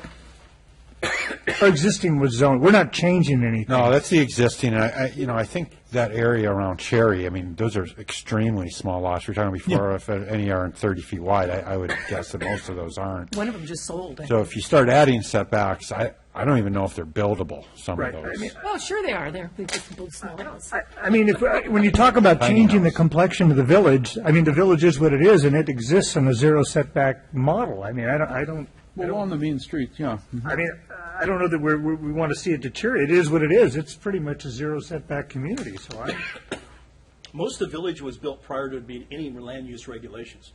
I mean, they had sites, and people just started building right up to it because of the size of the lots.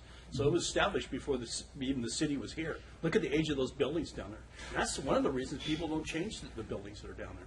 Of course, you're in FEMA floodplain, too. Well, I know a new building that built right up to a telephone pole.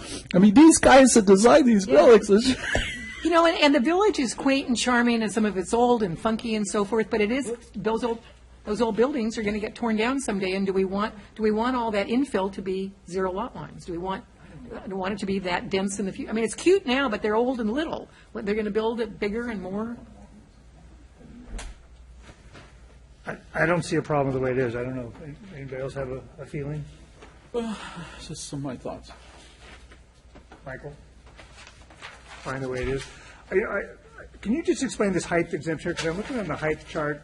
It says it's 27 feet, and I look over here, it's 30 feet. So is that a change? Yep, so that's a change of up to 30 feet for habitable space with a roof pitch of at least 512. And also projections of non-habitable decorative features and structures. So this came directly out of our issues and options update when we were asking about additional height within the village and under certain circumstances. So to allow for variation in roof designs, there was an allowance of up to 30 feet. And then similar to the an example of a non-habitable decorative feature would be the lighthouse.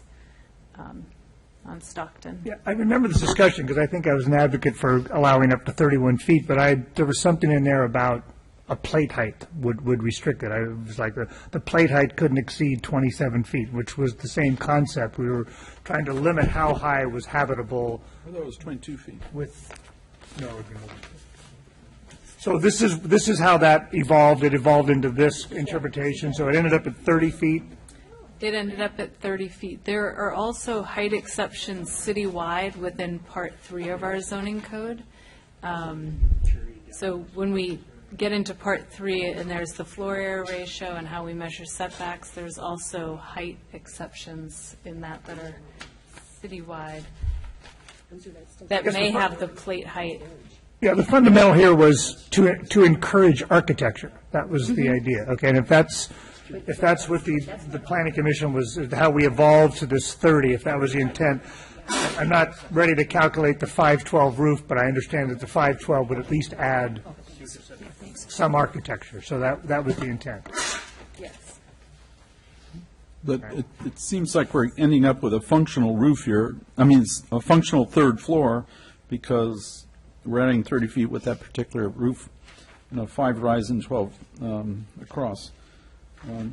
It's changing from 25 to 27 now to 30. So no, this is in the village. It's always been 27 in the village. Yeah, but now it's going up to 30. So well, only with architecture. There's no more. I thought that 27 was with the architecture. So that's an R1. Yeah. When you look in the village, the flat tops in there are 27 feet. They're 3 stories, and that's it. So now we're going up to 30, okay. Only with architecture. There's no more, the inhabitable space does not increase. You're allowing for lighthouse features and some roof pitch. Right, I mean, you could have an attic. The other thing I would say to keep in mind is that with FEMA flood regulations, you're not allowed to have residential uses on the first floor in most of the village. So that effectively leaves you to that second story, and if you're able to build a third story, then you could have 2 levels of living space. Right. Can I say something from sitting here watching the video? Ron, come on up. Well, you got to come up. You know the rules. No, but I can't see it, so hopefully it's on that one. Well, we'll make it happen. Which one do you want up there? The one about the 30-foot? Okay, there it is. Okay, if you read that, and a normal person reads it. Sure. Read the first. It says up to 30 feet of habitable space with a minimum of a 512 roof. That means that the 512 roof will go on top of the 30 space. It's not what you meant, and it's not what you explained, but that's what it says. We had this discussion a while back, and I said this is what evolved out of the Planning Commission. I was trying to understand it because I don't know what a 5.5, I can't think off the top of my head, 512 pitch roof would be on a 30-foot building. Would we essentially be at 35.5 feet, or, and is that your question pretty much? Well, you hit it on the nail on the head, was that plate height is really what's important. I understand what you want to do with architecture. Okay. But while we're on the new village zone, central village zone, the interesting thing that you had with regards to setback, in the picture that they showed was Capitola Avenue, and one would agree that that's probably the best design for pedestrian walking and stuff that we've done in a long time. But can you imagine taking that same zero setback and pulling the Six Sisters out to the street, pulling the Mercantile Building out to the street, pulling the back of the Mercantile next to the Capitola Hotel out to the street? I don't think that's really what you want in the entire village. And these kind of regulations are being brought about because of the discussion at the Planning Commission level of sometime having a hotel on the old show property. Probably won't be alive when that happens, but, I think we need to think it out more thoroughly. But I wanted to, because I want to go home, I want to ask a couple of questions. You know what, why don't you just take your time right now and we'll... Okay. When you finally decide all the issues that you discussed tonight and the many more sessions that you will have to discuss other zoning issues, when the final draft is printed, what period of time will it be available to the public, and what kind of meetings are planned for after that time? I'm going to defer that answer to... I imagine it would be somewhere between 2 weeks and 30 days that a final draft would be ready, keeping in mind that, 90% of the code's been available since February. The final meetings will simply be adoption, a final recommendation from the Planning Commission, and adoption meeting from the City Council. I want to make sure you're clear, Rich. I don't want to see a version of the strikeouts. I want to see what it's all going to say from... Yeah, it'll definitely be a couple of weeks at a minimum.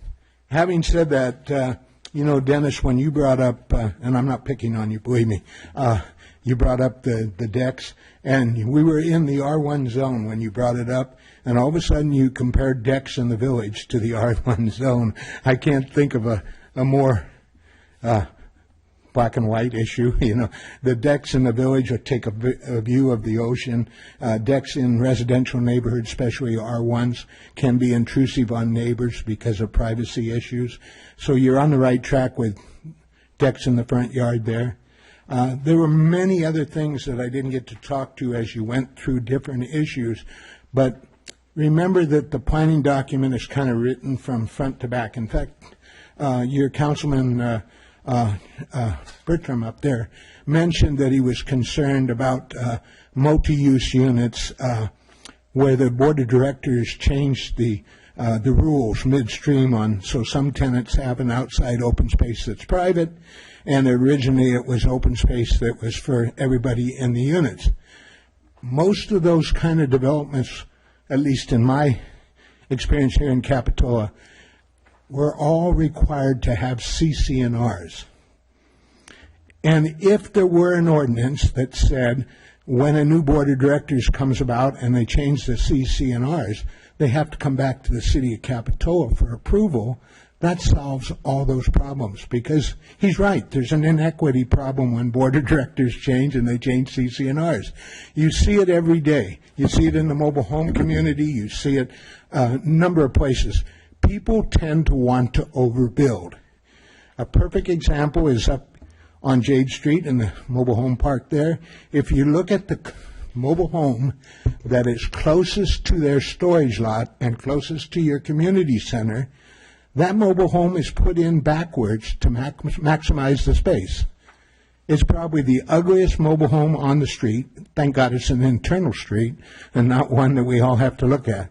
But this is what happens as board of directors change. So you need to clearly spell out somewhere that if you require things of a developer and they change over years, then that change needs to come back. I know that makes more work for staff, but it makes for a better community. I'll let it go at that because I really do want to get out of here. I haven't eaten tonight. Thank you. Okay. Hey, thanks for coming, Ron. Kristen, any comments before we close it down? None tonight. Okay. Then we're going to wrap it up there. Go ahead. I would really love to have, when it comes back, let's just have a public hearing. Probably nobody will speak, but let's have it just for the process. Here's the document, here's the public hearing. Anybody wants to say anything, and then. Yeah, we'll have to. It'll have to be noticed, public meeting, so we'll do all very that. reasonable. I was going to wrap it up unless you had a parting comment. I do. Okay. On the theater property, is it really good to set standards at this point? In other words, would it not be better just to make that a planned unit development? And they've got to go through the public process. They've got to come to a number of units and scale. Us trying to design standards such as we're starting to do here into that lot, I don't think it's the benefit of the community or even the developer. I think it's better to let them design, and then we take our shots at it and we create what's going to be there. Because the issue is going to be mass. The issue is going to be number of units. The issue is going to be FEMA, and all those elements are going to come in. I just think it's better, and this is just because we're going to address this when we come back. I just think it may be better to create a special zoning for that lot and deal with it. I mean, there's certain criteria we could set. We could say nothing comes within 10 feet of the top of the bluff. There's basic criteria we could set in this thing, but in all, it would be a better project if we don't design it for them. In other words, let them design us and bring something to us. We have great veto power. We have all the veto power in the world on a project like that. Well, it might be condos. We don't know what it's going to be. Right. Yeah. But I don't think a PD wouldn't apply to that. So, we had a fair amount of discussion with this with the Planning Commission, and my recollection is that most of the specific details have been struck. They wanted to keep it very general. As you recall, when we adopted the general plan, we did set some different development standards for that parcel, recognizing it's a special site, it's vacant, it's a large lot. It may accommodate a hotel someday. So we tried to simply repeat some of those general standards, maintain views of the bluff, the allowance for increased floor area ratios built into the general plan, and repeat it here. I think it would be an option. We could put like a PD or something on that lot so that it comes through. And I don't know if it changes a lot, but that would certainly be an option. Would it meet our PD criteria as far as size? And I mean, is it? I know we reworked. Well, I don't know if the city's ever pre-zoned anything PD. I think normally we react to somebody's development proposal, and then it goes through and has to meet those criteria or make special findings for waivers to them. Nonetheless, I think that would be an avenue available to us. I know there was a minimum size of the parcel. I can't remember if we got rid of that rule. Wasn't there a movement to do it? Yes. No, actually not. No. I'm well, part of that movement. There was a voice to move it, but I don't think there was a movement. Okay? There was a movement. There was a voice. There wasn't a movement. And I think that one of the criteria was the size of the parcel. We tried to take that away, if I remember. Currently, there's a 4-acre minimum requirement. I believe the Planning Commission suggested going down to an acre. 20,000. 20,000 square feet. There was lively debate at the Planning Commission and different opinions. Some wanted to do away with PDs altogether. Right. Ultimately, the majority is recommending that we keep them and modify them. And we'll discuss that chapter in detail on the next couple of hearings. Okay. So if I We did not, we're going to stop, we did not, we're going to start at 17.20-030, the chart 20-4. Mixed use So are we village. to take this book home with us, or is somebody going to take this from? No, they don't trust you with it. I don't know. I'll collect it and we'll, You want it back? we're going to deliver it to you tomorrow with more, with sections 3, 4, and 5. Well, we have a copy of it here, and we have a copy of it here. It was in our staff report. Is this different? Okay. All I need is the blue folder. Can I ask a question? So, No, I was going to adjourn. we're going to, basically, okay. Meeting's adjourned.